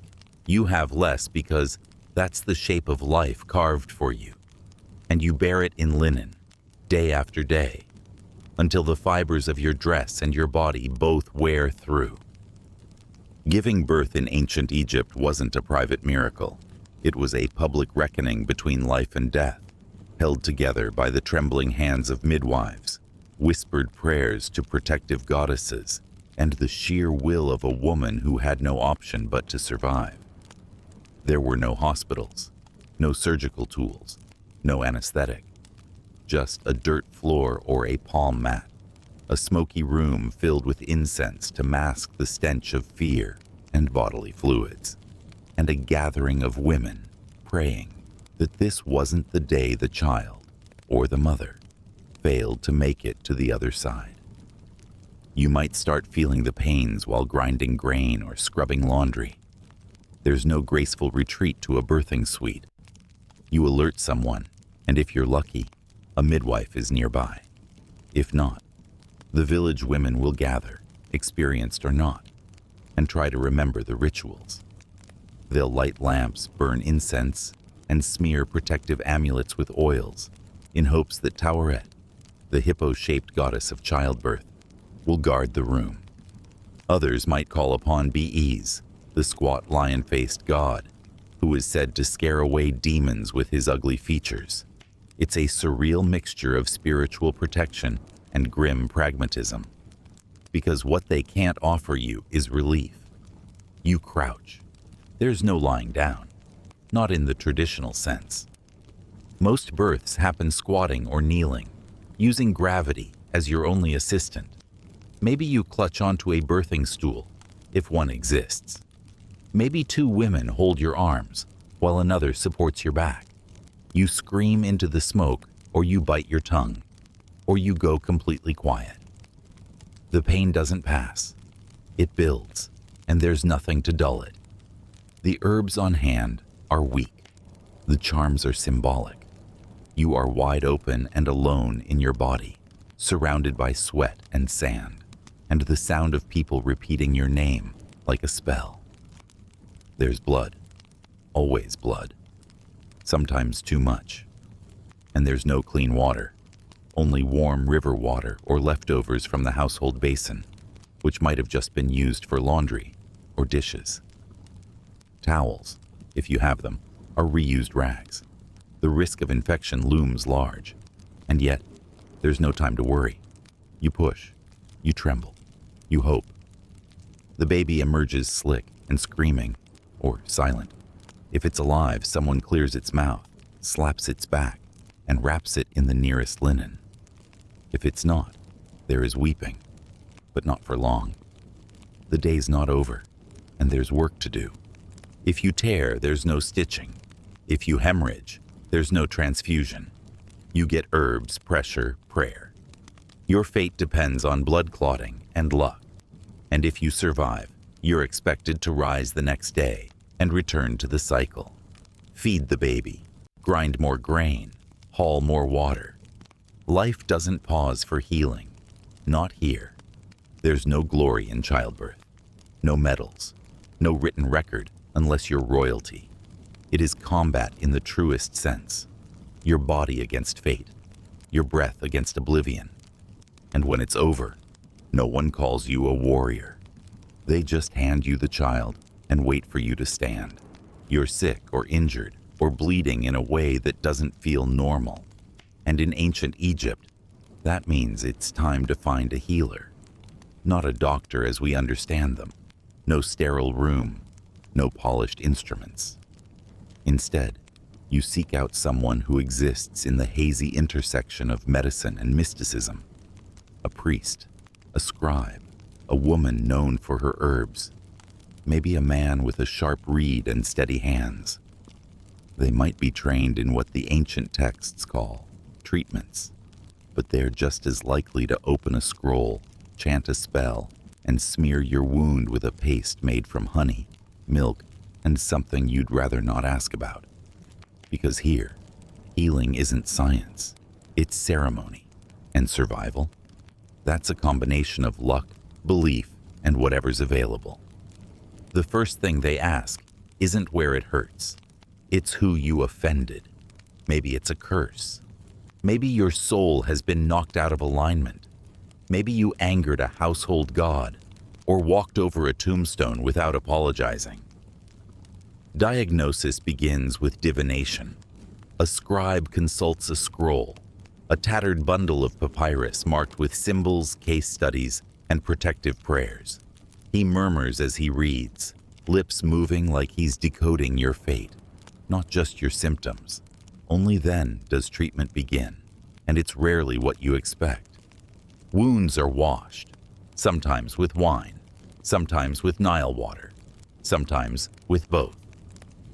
Honey is applied for its magical cleansing properties, and while it actually has antimicrobial benefits, that's not why they're using it. It's sweet, golden, divine. If you're lucky, they avoid the dung, but often they don't. Crocodile dung, donkey dung, cow dung, each with its own spiritual justification. Applied as poultice, as paste, as ward. The smell is just part of the process. You don't complain. You're too afraid this is the only chance you'll get. Internal illness? That's onions, or garlic, or both, mashed into a thick juice and forced down your throat while someone chants beside you. Spells are always part of the cure. They're muttered, shouted, sung. They're written on scraps of linen and tied around your wrist. Some are even written in ink, then washed off into a bowl, and you drink the water, swallowing the spell into your body so the magic can work from the inside out. Surgeries exist, but they're brutal.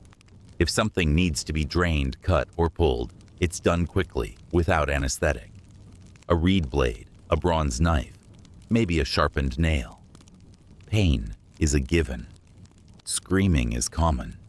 Bleeding is frequent. Infection is likely. There's no guarantee you'll survive the treatment any more than the illness. But what choice do you have? Still, you hold on to hope. You believe in the ritual. You take the amulet. You drink the potion. You let them smear the paste, because this world offers no safety net. Just effort, belief, and the desperate trust that maybe, just maybe, the gods will show mercy today. Healing isn't a service. It's a gamble. And in Egypt, everyone plays eventually. If your body breaks in ancient Egypt, something snaps, tears, swells, or bursts, you're not met with a stretcher and a white room. You're met with cloth soaked in wine, a reed knife dulled from too much use, and the sound of a priest murmuring over your shoulder while someone prepares to slice you open. There's no anesthetic, no sterile field, no morphine drip to dull the agony. Surgery here is raw, intimate, violent. It's what happens when pain becomes preferable to death, and not by much. You lie flat, or are held down, by family if you have them, by neighbors if they're brave. If you're conscious, and most patients are, there's no blindfold, no distraction. You're fully aware of the tools being laid out beside you. Bronze scalpels, flint blades, bone chisels, sharpened reeds. The surgeon, if you can call him that, recites a prayer to a healing deity. Maybe Sekhmet, the lion-headed goddess of plagues and cures. Maybe Isis, mother of all. The gods are invoked not to remove pain, but to sanctify it. Because what's about to happen isn't just medical, it's spiritual. The wound is a battlefield, and your soul might not win. They start with a cut. No countdown, no warning. Just pressure, and then fire across your skin. The wine or vinegar they poured into the wound stings, but it's the only thing standing between you and infection. The blade moves with practiced speed. These men have done this before, but precision is relative when your patient is screaming and the tools are Stone Age. Blood spills fast. You bite down on a cloth, or a stick, or your own tongue. If the injury is internal, an abscess, a deep gash, a tumor, you might be cut open wide enough to expose flesh no one's meant to see. There's no suction, no lighting, no antiseptic, just hands, blood, and linen. They might pack the wound with honey or crushed herbs. They might cauterize it with a hot stone. And then comes the stitching. Linen thread soaked in oil or resin, pushed through your skin with bone needles. Each pass feels like fire. Each knot, a yank against swollen flesh. The sewing is crude but fast, because every second you bleed is a second closer to death. And if it's a bone that needs setting, prepare to be pulled, jerked, realigned like a broken tool. Splints are made from reeds or wood, wrapped tightly, bound until the limb can't move. Healing takes time, weeks if you're lucky. But luck in Egypt is rare. More often the wound festers, the fever comes, and the priest is back, not with medicine, but with rites. Still, the fact that you were operated on at all means someone thought you were worth saving. Many weren't. The laboring poor didn't always get surgeons. They got ointment and prayer. But you got the knife. And in this place, that's mercy. Bloody, screaming, soul-shaking mercy. Surgery here doesn't aim for comfort. It aims for survival. Pain is just the doorway. The question is whether you'll come back through it. Your teeth were doomed from the moment you took your first bite of Egyptian bread. Every chew of that coarse, sand-infused staple slowly ground away your enamel like stone against stone. By your teens, your molars were worn flat. By your 20s, they ached constantly. By your 30s, exposed nerves throbbed with every breath of hot desert air. And if something chipped or cracked, and it would, there was no dentist coming to your rescue. Dentistry in ancient Egypt was not a profession. It was a desperate act performed by someone nearby, with strong hands, a sharp object, and a prayer. There were no numbing agents, no drills, no sterile chairs with overhead lights. There was pain, and there was removal. That was it. Infected tooth, rotting root, swollen pus-filled gum. The only real treatment was to rip the offending tooth out before it killed you with infection. If you were lucky, it happened quickly. If not, You bled and screamed, while someone tugged at your jaw with a copper hook or bone tool better suited for skinning animals. Sometimes it took two people, one to pin you down, the other to do the pulling, and still, the tooth resisted. The procedure was brutal. You sat on the ground, leaned against a wall, clenched a piece of wood between your fists, and waited for the worst moment of your life to begin. The dentist might heat the tool to sterilize it, or not. Either way, when the metal or bone pressed into your mouth, it didn't matter. What mattered was the grinding, twisting pull that shot lightning into your skull and made your vision blur. Teeth didn't come out clean. They cracked, splintered, shattered. Pieces were sometimes left behind, roots lodged deep in the gum, where they could rot for years. The bleeding didn't stop for hours. Infections set in easily. If you didn't die of the toothache, you might die from the cure. Some people tried to avoid this horror by using charms or herbal remedies. Chewing on willow bark, rubbing crushed garlic on the gums, even stuffing wax into cavities. Spells were inscribed on amulets and worn around the neck, appeals to gods like Serket or Thoth for pain relief and healing. But the gods, it seems, weren't particularly interested in dentistry. They had more important things to do than soothe your jaw. And so, eventually, most people ended up facing the hook. Mummies found by archaeologists often show severe tooth damage, abscesses that tunneled into the jawbone, cavities worn into black pits, missing teeth yanked long before death. Even the rich weren't spared. The difference was that they might have access to someone trained in basic techniques or had better tools. But they still lived in a world without true pain relief. A gold tooth cap or ivory splint couldn't change that. In the end, dental care in Egypt wasn't about preservation. It was damage control, performed with the finesse of a butcher and the subtlety of a war drum. Your teeth weren't going to last, and neither was your silence when they started to fail. All you could do was clench your jaw and hope it didn't crack under the strain. In ancient Egypt, there was no hard line between medicine and magic, no clear boundary separating what healed the body from what soothed the soul. If you were ill, wounded, or plagued by strange symptoms, your path to recovery began in a place where science and superstition were so tightly woven together that no one questioned where one ended and the other began. You didn't choose between a doctor and a priest. You got both, often in the same person. A healer might hold a scalpel in one hand and a scroll of incantations in the other.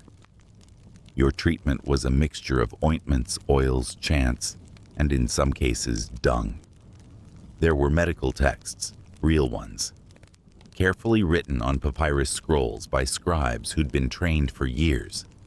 They listed diseases, remedies, case studies. There were instructions on how to reduce inflammation with willow bark, how to bandage wounds with honey and resin, how to treat eye infections with mashed onions and malachite paste. Some of these treatments had real merit.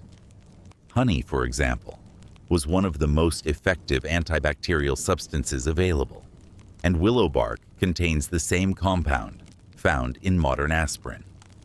Egyptians understood that nature could heal.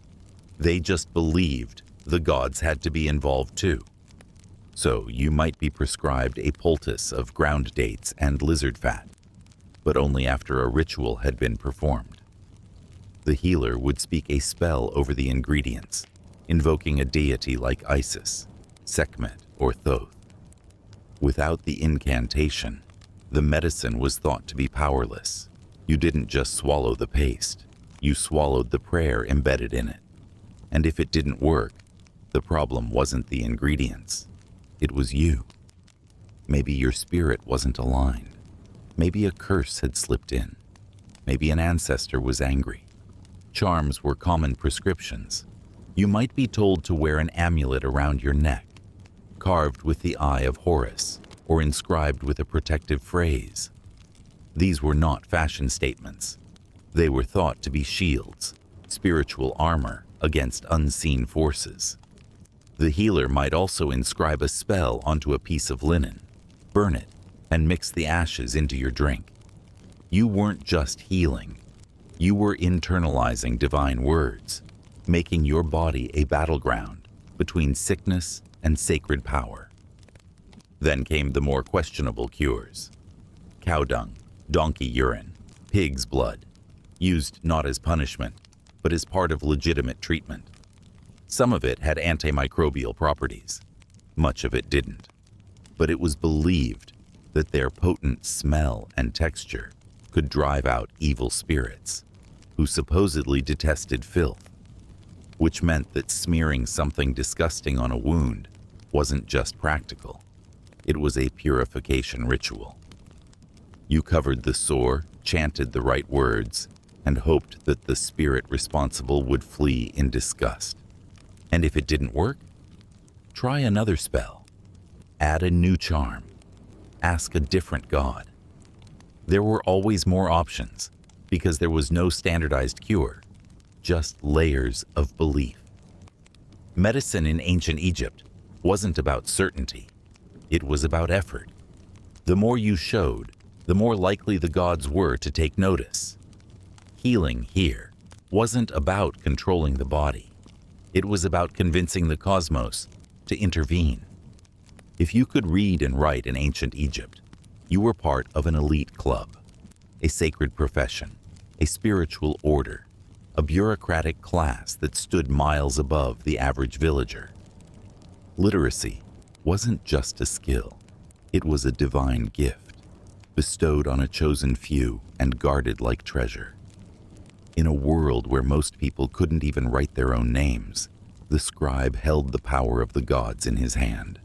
With a reed pen and a bit of black or red ink, he could command labor, record harvests, copy prayers, or write your life or your death into history. Everyone else, they obeyed the ink without ever holding it. Becoming a scribe was no casual endeavor. You didn't just decide to pick up a pen one day. Training began in childhood, usually for boys born into families that could afford the luxury of education. You were sent to the House of Life, part school, part monastery, part office of divine administration.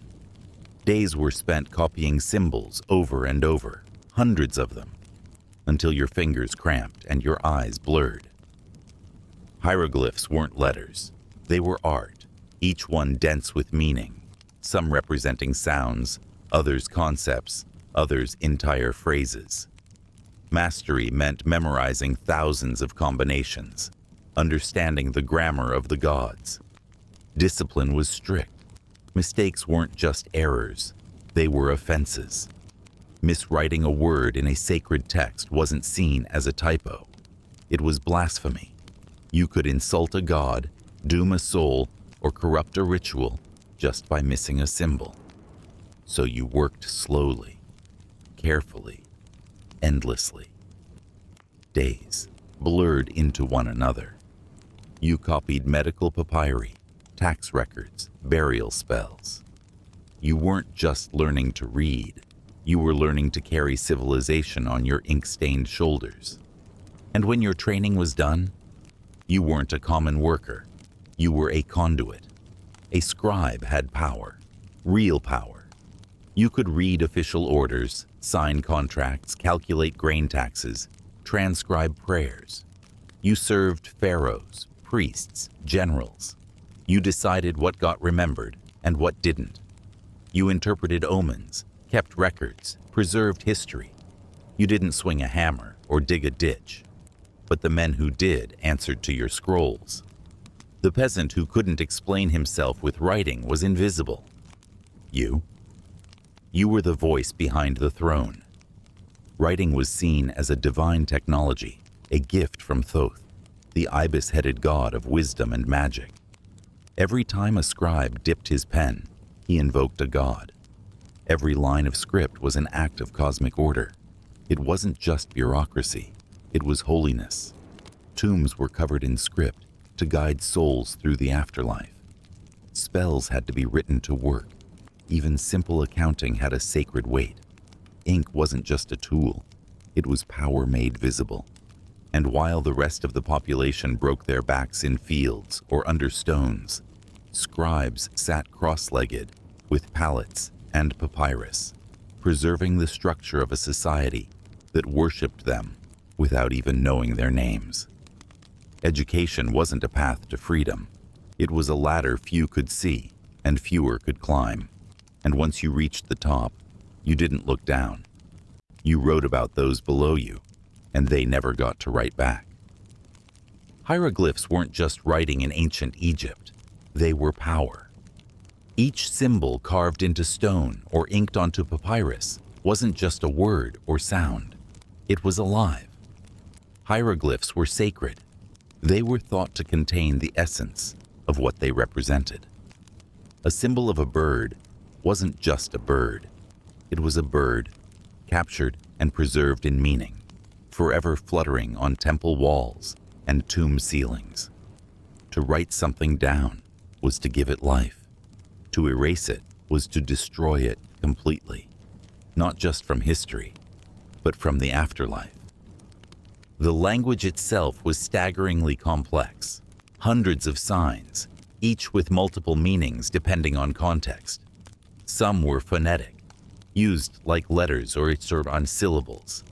Others were ideograms, whole concepts compacted into a single elegant image. Still others were determinatives, signs placed at the end of a word to clarify its meaning. So a single word might include a sound sign, a meaning sign, and a spiritual tag. Decoding a phrase was like untying a knot layered with metaphors and rituals. There was no alphabet in the modern sense. There was only the code, sacred, dense, and jealously guarded. Only scribes understood it, and even then, it could take a lifetime to become truly fluent. Hieroglyphs weren't used for everyday lists or petty notes. They were reserved for temples, tombs, monuments, places where the gods and the dead were watching. Everyday writing was done in a shorthand called hieratic, scrawled quickly on papyrus. But if you were carving for the ages, you reached for hieroglyphs. They were immortal. They froze names, stories, prayers, and warnings in time. Because in Egypt, memory was immortality. To be remembered was to exist. To be named was to be real, even in death. That's why tombs were etched with lines of symbols, lists of titles, accomplishments, offerings, blessings. These weren't just decorative. They were instructions for the soul, a survival guide through the treacherous landscape of the afterlife. Without these inscriptions, a spirit could wander lost forever, devoured by demons or forgotten entirely. Your name written in hieroglyphs gave you a second life. And so, erasure was the ultimate punishment. If a name was chiseled out, if a figure was scratched away, it wasn't just vandalism. It was execution after death. Pharaohs would often wipe away the names of rivals or disgraced ancestors. Temples of deposed rulers were defaced, their hieroglyphs scratched into silence. Their souls were condemned to vanish, stripped of identity, unable to find the field of reeds. To remove a name was to annihilate a person from all realms, past, present, and eternal. This was the real weight of the code. It wasn't just language, it was legacy. Hieroglyphs carried not just meaning, but consequence. Every line carved was a declaration to gods and time alike. Every mistake could doom a soul. Every erasure was a weapon. So when a scribe leaned over a fresh stone slab, pen or chisel in hand, he wasn't just writing, he was resurrecting or burying. Because in Egypt, nothing was more powerful or more dangerous than words written in the language of gods. In ancient Egypt, death wasn't the end. It wasn't even a break. It was a relocation from the heat and sweat of the living world to the paperwork-laden, monster-filled divine bureaucracy of the afterlife. Your tomb wasn't a grave. It was your final apartment, your eternal living space, your post-life headquarters. But you didn't just drop into paradise after your last breath. First, you had to qualify. Death was followed by judgment, and judgment was anything but merciful. The gods didn't care that you'd worked yourself to exhaustion or died hauling stones for someone else's temple. They wanted documentation, ritual, proof. And if you didn't have it, if you hadn't prepared your tomb properly, you weren't moving in. You were checking out. Permanently. The tomb was everything.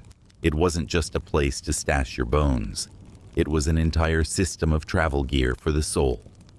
Walls were covered in inscriptions, prayers, spells, cheat sheets for the soul's journey. There were maps of the underworld, lists of offerings you were owed, names of every demon or spirit you might meet. It was your cosmic instruction manual. Miss a line, forget a god, or botch a symbol, and your soul might get lost. Or worse, devoured. If you were rich or powerful, your tomb was elaborate. Carefully cut chambers hidden beneath the earth or nestled in cliffs, sealed with magic and curses to ward off thieves. Rooms were filled with food, furniture, clothing, makeup, even servants. Sometimes real ones, sometimes carved into little figurines called shabtis, designed to come to life and work for you in the next world. This wasn't superstition. This was planning. You were preparing for an afterlife that was just as labor-intensive as the one you'd left, only with more paperwork and monsters. The average Egyptian didn't get all that. Most people were buried in shallow pits or wrapped in simple linen and placed in communal graves. Still, they did what they could. A few prayers, a modest amulet, maybe a symbol scrawled in charcoal. Because no matter your station in life, the afterlife demanded receipts. You needed to show the gods that you'd lived according to Ma'at. Truth, justice, order. You needed a clean record, or at least a convincing performance. And then came the judgment. Not a gentle welcome, a trial. Your soul was weighed against the feather of Ma'at, the pure symbol of balance and truth. If your heart was heavy with sin, you were done. No appeal, no forgiveness, just eternal annihilation, devoured by a demon with the head of a crocodile and the body of a lion-hippo hybrid. No second chances, no do-overs, gone. So the tomb was less a resting place and more a survival kit. It was where your family proved your worth, where your name was kept alive, where your second journey began. Dying wasn't peace, it was pressure. And your tomb? It was your final shot at making the journey with dignity, or at least with directions. Because in Egypt, the dead didn't rest. They navigated, and if they weren't prepared, they vanished. Death in ancient Egypt was not a destination. It was an interview, a trial, a pass or fail exam, with one very specific test. Your heart against a feather. No metaphor here. Your actual spiritual heart, the record keeper of your life, was weighed on divine scales against the feather of Ma'at, goddess of truth, justice, and cosmic order. And if it didn't balance perfectly, you weren't going to paradise. You were going into the mouth of something terrifying and eternal. Because for the Egyptians, morality wasn't about guilt. It was about weight, and eternity had no room for heavy hearts. The journey began in the Hall of Two Truths, a celestial courtroom presided over by Osiris, the god of the underworld. He sat on a grand throne, wrapped in linen, skin green like fertile earth, flanked by divine judges. Anubis, the jackal-headed guardian of the dead, handled the weighing process. Thoth, the ibis-headed scribe, stood nearby with a scroll and a pen, ready to record your eternal verdict with precision. No room for error, no room for bribery. This was cosmic justice, clinical, cold, absolute. The scales were simple.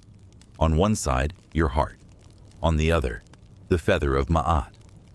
If you had lived well, told the truth, honored your parents, fed the hungry, respected the gods, your heart was light. If you'd lied, stolen, murdered, or simply lived a life of selfishness, your heart grew heavy. It absorbed sin like stone absorbs heat, and that weight could not be hidden. You couldn't talk your way out of it. You couldn't plead your case. The gods didn't care how tired you were or how unfair life had been. The scales didn't blink. And watching nearby, drooling with anticipation, was Amit, the devourer, a beast with the head of a crocodile, the front legs of a lion, and the hindquarters of a hippo. The three most feared animals in Egypt, combined into one soul-eating monstrosity. If your heart tipped the scales in the wrong direction, she didn't hesitate. No trial extension, no mercy.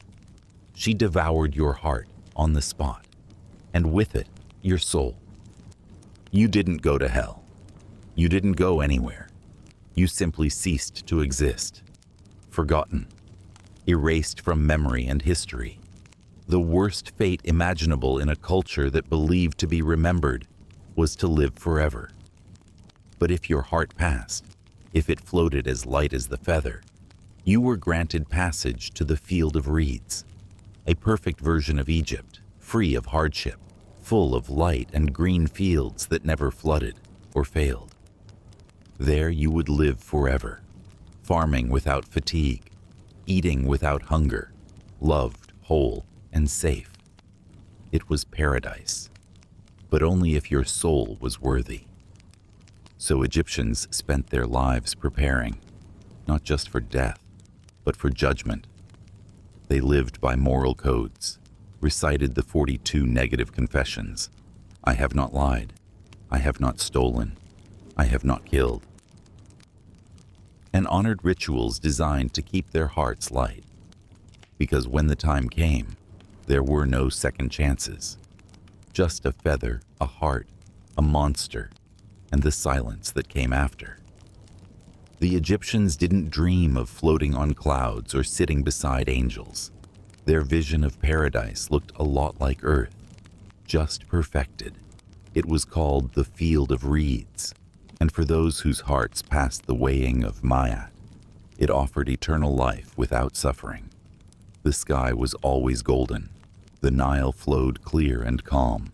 The fields were lush and endless, never flooded, never dry. Crops grew instantly. Food was abundant. The same tools you used in life were there, but they never wore out, never broke. You worked, yes, but without pain, without sweat, without the ever-present dread of hunger, heat, or judgment. It wasn't a break from existence. It was the perfected version of it. In this afterlife, you were reunited with family, those who also passed the test. You could walk the earth again, not as a laborer, but as a spirit in balance. You were healthy, whole. Your teeth were back. Your skin was clean. Your back didn't ache. You could speak with the gods, offer prayers that were heard, and live in peace for eternity. There were homes, music, celebrations, offerings, and no overseers. No pharaoh breathing down your neck. No sand in your food or bugs in your bed. Just harmony. A world finally in balance, with your soul finally at rest. But that was only if you passed. If your heart was heavier than Ma'at's feather, if you had lived a life of selfishness, cruelty, or even mild indifference, you didn't get a second chance. You didn't go to a fiery hell. You didn't get punished for eternity. No, You simply ceased. You were led to Amit, the devourer of the dead, who sat waiting beside the scale, like a cosmic garbage disposal. Crocodile jaws, lion's front legs, hippo's hindquarters, the most feared animals in Egypt, combined into one entity created for one purpose: to erase souls. The moment your heart tipped the scale in the wrong direction, Amit lunged. No trial, no last words. She consumed your heart, and with it, your entire identity. You were not tortured. You were not imprisoned. You were unmade. No name, no soul, no memory. You were denied the afterlife, the field of reeds, the embrace of your ancestors. You didn't even become a ghost. You just vanished, as though you had never lived at all. This wasn't metaphor. This was the most terrifying punishment imaginable to an Egyptian. Death was bad enough, but being forgotten, being erased from history, from your family line, from the stories told by future generations, that was true oblivion. That was hell. So, they prepared obsessively. They filled tombs with spells, charms, and symbols. They recited their negative confessions like sacred poetry. They tried to live with balance, because in the end, the afterlife was not a guarantee. It was a test, a narrow threshold, and on one side was paradise, on the other, the belly of a monster. Death in ancient Egypt was supposed to be the beginning of eternity. Your body, carefully preserved, wrapped in linen, blessed with spells, and sealed in a sacred tomb, was meant to last forever. You had paid your priests, arranged your grave goods, ensured your name was carved in stone. You had done everything right. But eternity, as it turns out, had a security problem. Because not even the dead were safe. Not from time, not from looters, and definitely not from the living, who saw gold as more valuable than respect. Mummification was a meticulous process. Organs removed, body dried in natron salts for weeks, wrapped in layers of linen with amulets tucked between each fold. Your coffin was painted with protective symbols, your tomb stocked with food, clothing, tools, even furniture, all so your soul could recognize your body and resume its journey through the afterlife. But the truth: the moment the tomb was sealed, the countdown began. Because out in the villages and down in the valleys, people knew what was buried, and they wanted it. Tomb robbing wasn't a rare crime. It was a shadow industry. Everyone from desperate farmers to corrupt officials got involved. A pyramid was a signal. Wealth lies here. A freshly buried noble wasn't seen as someone to mourn, but as a locked treasure chest, waiting to be pried open. Robbers would sneak in by night, chisel through walls, or bribe their way past guards. Inside, they smashed coffins, unwrapped mummies in search of jewelry, looted gold leaf from burial masks, and pried gemstones from statues. Even sacred canopic jars weren't spared. Opened, emptied, stolen. The damage went far beyond physical. In Egyptian belief, the body and soul were deeply linked. If your body was destroyed, if your name was scratched out, if your protective spells were scattered, your soul was lost. No second life, no field of reeds, just spiritual ruin.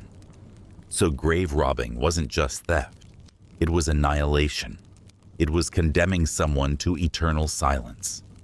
To prevent this, Egyptians got creative. They hid tombs deep in cliffs. They wrote curses on walls promising death, disease, and divine punishment to anyone who disturbed the dead. Some tombs had fake chambers to fool intruders.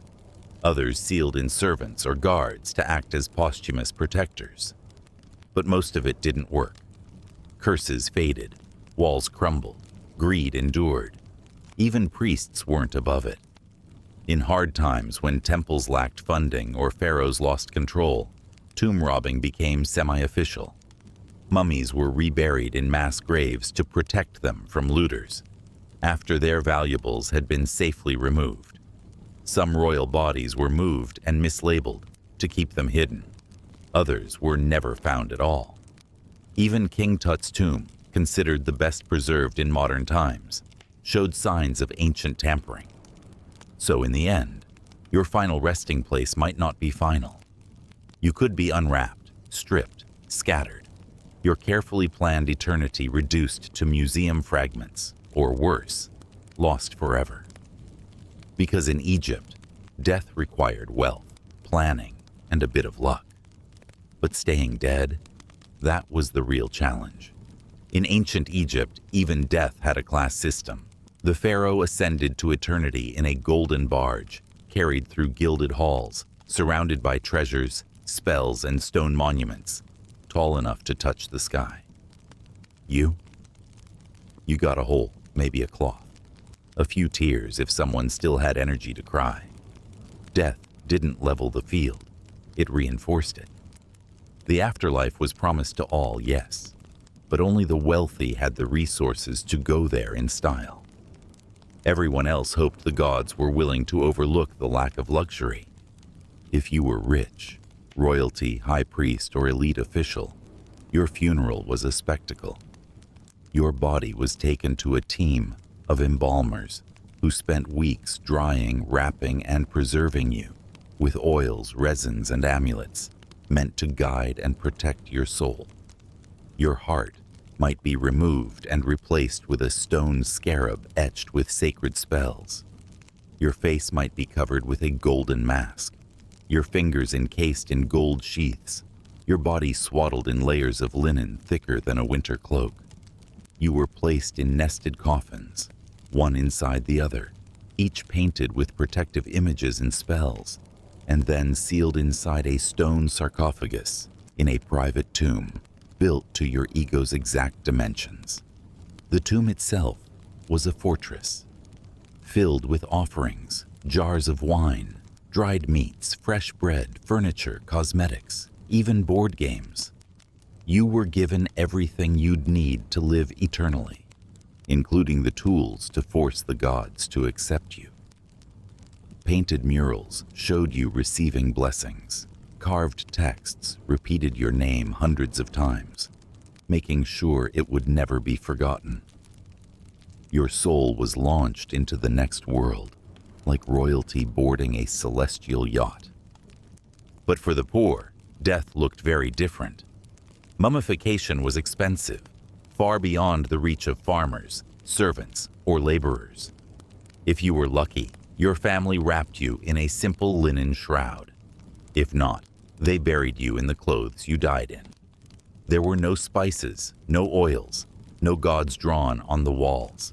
You were placed in a shallow pit, dug by hand into the desert sand, maybe with a mat or a few sticks to cover your body.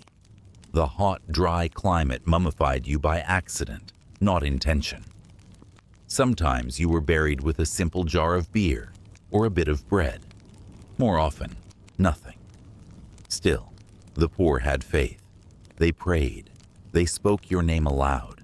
They asked the gods to accept you, even if your tomb had no carvings and your body no wrappings. They believed Ma'at judged hearts, not bank accounts. And maybe she did. But in a society where legacy was carved in stone and memory meant everything, being poor meant the risk of being forgotten. No tomb meant no visitors. No name meant no afterlife. And that's what people feared most. So even in death, you saw the divide. One man was placed beneath a pyramid, his soul ushered into eternity by priests and sacred music. Another was buried before sundown, silently, in a pit near the edge of a field. One became legend, the other became soil, same desert, same sun, but two very different kinds of forever. In ancient Egypt, death wasn't the true end. Oblivion was. You could survive the tomb, the rot, the judgment of the gods, but if your name was forgotten, if no lips ever spoke it again, your soul dissolved into nothing. That was the final death, worse than the bite of a crocodile or the gnashing jaws of Amit. To be unnamed was to vanish not just from the earth, but from history, from time, from the afterlife itself. And so, more than food or gold, or even mummification, the thing Egyptians feared losing most was their name. Names were sacred. They weren't just labels. They were identities, spells, keys. The name tied your soul to the world, allowed the gods to recognize you, and gave your spirit a place to return. It's why names were written in cartouches, elongated ovals symbolizing protection. To inscribe your name in stone was to bind it to eternity, to carve it into your tomb, your coffin, your statues, and your funerary texts was an act of survival. The more your name was seen, the more likely it would be spoken. And as long as someone said your name, lit a candle, whispered a prayer, you continued. Families carried this burden like a sacred duty. They recited ancestors' names during rituals. They wrote them on walls, on amulets, on clay pots. A child might be named after a grandparent to keep that memory alive. Forgetting a name wasn't just carelessness. It was erasure. It was spiritual death. So when the poor died, and there were no funds for stone or inscriptions, they at least hoped their families would remember. They trusted that their names would be carried forward, passed down by voice, if not by chisel. The elite ensured their names lasted by brute force. They had theirs carved dozens, hundreds of times, on walls, statues, coffins, temples, obelisks. Some even built false tombs as decoys to multiply the name's visibility. For them, memory was architectural. Dynasties didn't just want to live. They wanted to dominate the afterlife through sheer repetition. And for a while, it worked. We still know them. Tutankhamun, Ramses, Hatshepsut, names echoing across millennia. But memory is fragile. Rivals would chip away names from walls. Entire tombs were desecrated for political reasons. To remove a name was an act of vengeance, not just against the person, but against their soul. Pharaohs like Akhenaten, who dared to change religious traditions, had their names scrubbed from monuments by successors. Priests with enemies in high places were literally erased, their figures scratched out, their cartouches gouged until nothing recognizable remained. These weren't just political moves. They were executions in the afterlife. And so, the obsession with being remembered shaped everything, from how people lived to how they died. A man might give up food to afford a tomb carving. A family might save for years to inscribe a single line. Because in a world where the gods required recognition and the dead required memory, your name was everything. Speak it, write it, protect it, because once it's gone, so are you. Forever. Preparing for death in ancient Egypt was less about mourning and more about logistics. A body didn't simply die, it transitioned, and that transition required supplies, instructions, and serious attention to detail. Death was a journey, a trial, a rebirth, and like any serious expedition, it demanded a full kit: amulets to protect, spells to guide, masks to conceal, and layers of linen and resin to hold the body together while the soul found its way to eternity. This wasn't superstition. It was strategy, a carefully choreographed ritual meant to give the dead their best shot at reaching the afterlife in one piece, literally and spiritually. It began with mummification, the central ritual of preservation. The body was emptied of its soft, perishable parts. The brain poked and pulled out through the nose with a hooked tool. The organs, heart, liver, lungs, stomach, intestines, removed and stored in canopic jars, each guarded by one of the 4 sons of Horus. The heart was sometimes left in the chest, but in many cases it too was removed and replaced with a stone scarab amulet, inscribed with a spell begging it not to betray the soul during judgment. The body, now hollow, was packed with natron, a mineral salt used to desiccate flesh. This drying process took over a month. Afterward, the corpse was an empty husk, light and leathery. Then came the wrapping. Dozens, sometimes hundreds of meters of linen strips, layered over and over, each with specific positioning and often spells spoken over them during application. Between the layers, amulets were inserted, each for a different form of protection. An eye of Horus for healing, a jed pillar for stability, a scarab for rebirth. These weren't decorations. They were magical reinforcements, like armor for the soul. Once wrapped, the body was placed in 1 or more coffins, each nested inside the other, like wooden or stone Russian dolls. The innermost was sometimes anthropoid, shaped like the deceased, painted with their face and name. If the family was wealthy, these layers were elaborate, carved and gilded. Poorer burials used cheaper materials, reed baskets, clay jars, or even scraps of fabric. But no matter how simple or grand, the sarcophagus wasn't just a container. It was a shield, a vehicle, a throne from which the dead would rise again. Tomb walls were covered in spells from the Book of the Dead, a manual for navigating the trials of the underworld. They told you how to pass demons, how to answer judgment, how to reach the field of reeds. Every symbol, every line of text was a guidepost.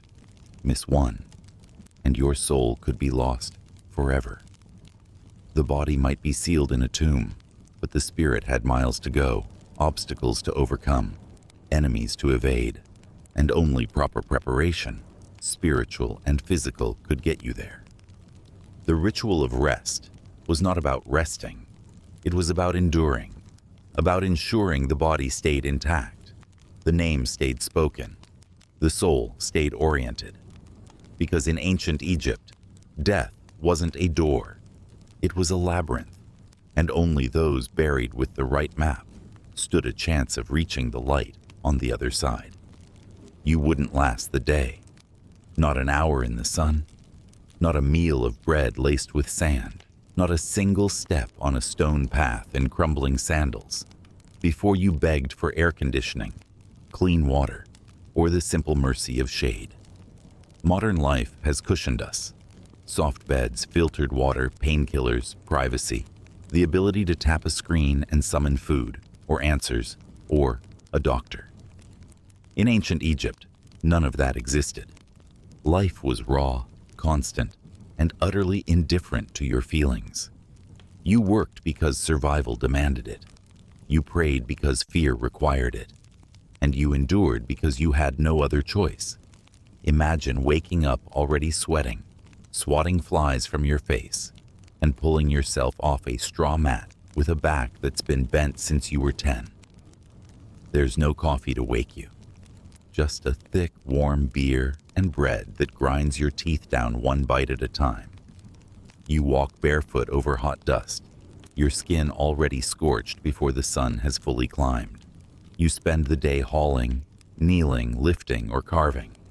Always moving, always straining. Breaks are few, shade is a rumor, and complaints are a fast track to punishment. You don't get rest. You get reprieve if you're lucky. You wash in river water that may also contain the waste of half your village. You eat food handled by dozens of hands and cooked over open flames in rooms filled with smoke and flies. You sleep next to your entire family, all breathing the same hot, dry air, all scratching the same bites. There's no such thing as quiet, no such thing as clean. You live in a blur of dirt, noise, sweat, and ritual. And looming over it all are the gods, dozens of them, each with their own demands. If something goes wrong, it's not just bad luck. It's divine punishment. If your child gets sick, if your harvest fails, if your back gives out, someone in your family must have failed the cosmic contract. You perform prayers, hang charms, offer what little you have, not for reward, but in the hope of being left alone. Survival itself is sacred, but it's also exhausting. And when death finally comes, there's no peace unless you've prepared for it, saved enough for a proper burial, had your name carved in stone, collected the right amulets. If not, you risk being forgotten, erased, devoured by the devourer, lost in the sand like you never existed. Even dying has a to-do list. So no, you wouldn't last the day. Not because you're soft, but because they were forged differently. By heat, by faith, by a brutal rhythm of life that allowed no room for weakness. Ancient Egypt didn't care how clever you were, how wealthy, how sensitive, or how ambitious. It cared only whether you could endure. And if you couldn't, you were swallowed by time, like the names carved too shallow into the stone. Gone. They endured. Through heat that baked bones, through sand that stripped skin, through labor that shattered bodies, and belief systems that demanded total devotion. They endured. And that endurance didn't just keep them alive. It made them unforgettable. The pyramids still stand, not because of divine favor or some lost ancient technology, but because of human persistence. People with cracked hands and aching spines, who hauled stone after stone under a merciless sun, who suffered without rebellion and worked without rest, left behind monuments that outlived empires. That's not mystery. That's will. The world they lived in was harsh, sacred, and cruel. Death was constant. Justice was divine, but uneven. Hunger could strike in any season. But they didn't crumble. They planned. They carved. They praised. They invented systems to explain chaos and rituals, to tame the unknowable. They gave meaning to stars and breath to stone.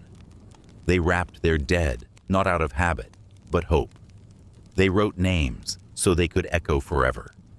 They believed, fiercely, that existence had purpose, that balance mattered, and that a soul could reach paradise if it could just hold on. And they didn't just survive. They documented. They painted their lives on walls. They recorded their dreams in papyrus. They taught children the names of gods older than dynasties. They built, not just for themselves, but for 1,000 generations to come. Their faith may seem strange to us now, their tools primitive, their medicine absurd, but their legacy is carved in more than stone. It's etched into the very way we think about death, time, memory, and the hunger for meaning. We remember them not because they were perfect, but because they outlasted the imperfection of their world. Because their stories, of farmers, of priests, of mothers, of tomb builders, of scribes with cramped hands and blind faith, somehow reached us, not by accident, by intention. They believed that to be remembered was to live again, and so they made sure we would never forget. We look at their pyramids and think, how? The real answer isn't engineering. It's endurance, a scale of human persistence few today would recognize. They endured lives we could never survive, believed things we might dismiss, and carried their identity into eternity on papyrus and stone. That's why they matter. That's why they're still here. In a world where even the gods could punish you for blinking wrong, the people of ancient Egypt found ways to build, believe, and hope. And because they endured the unendurable, we still speak their names.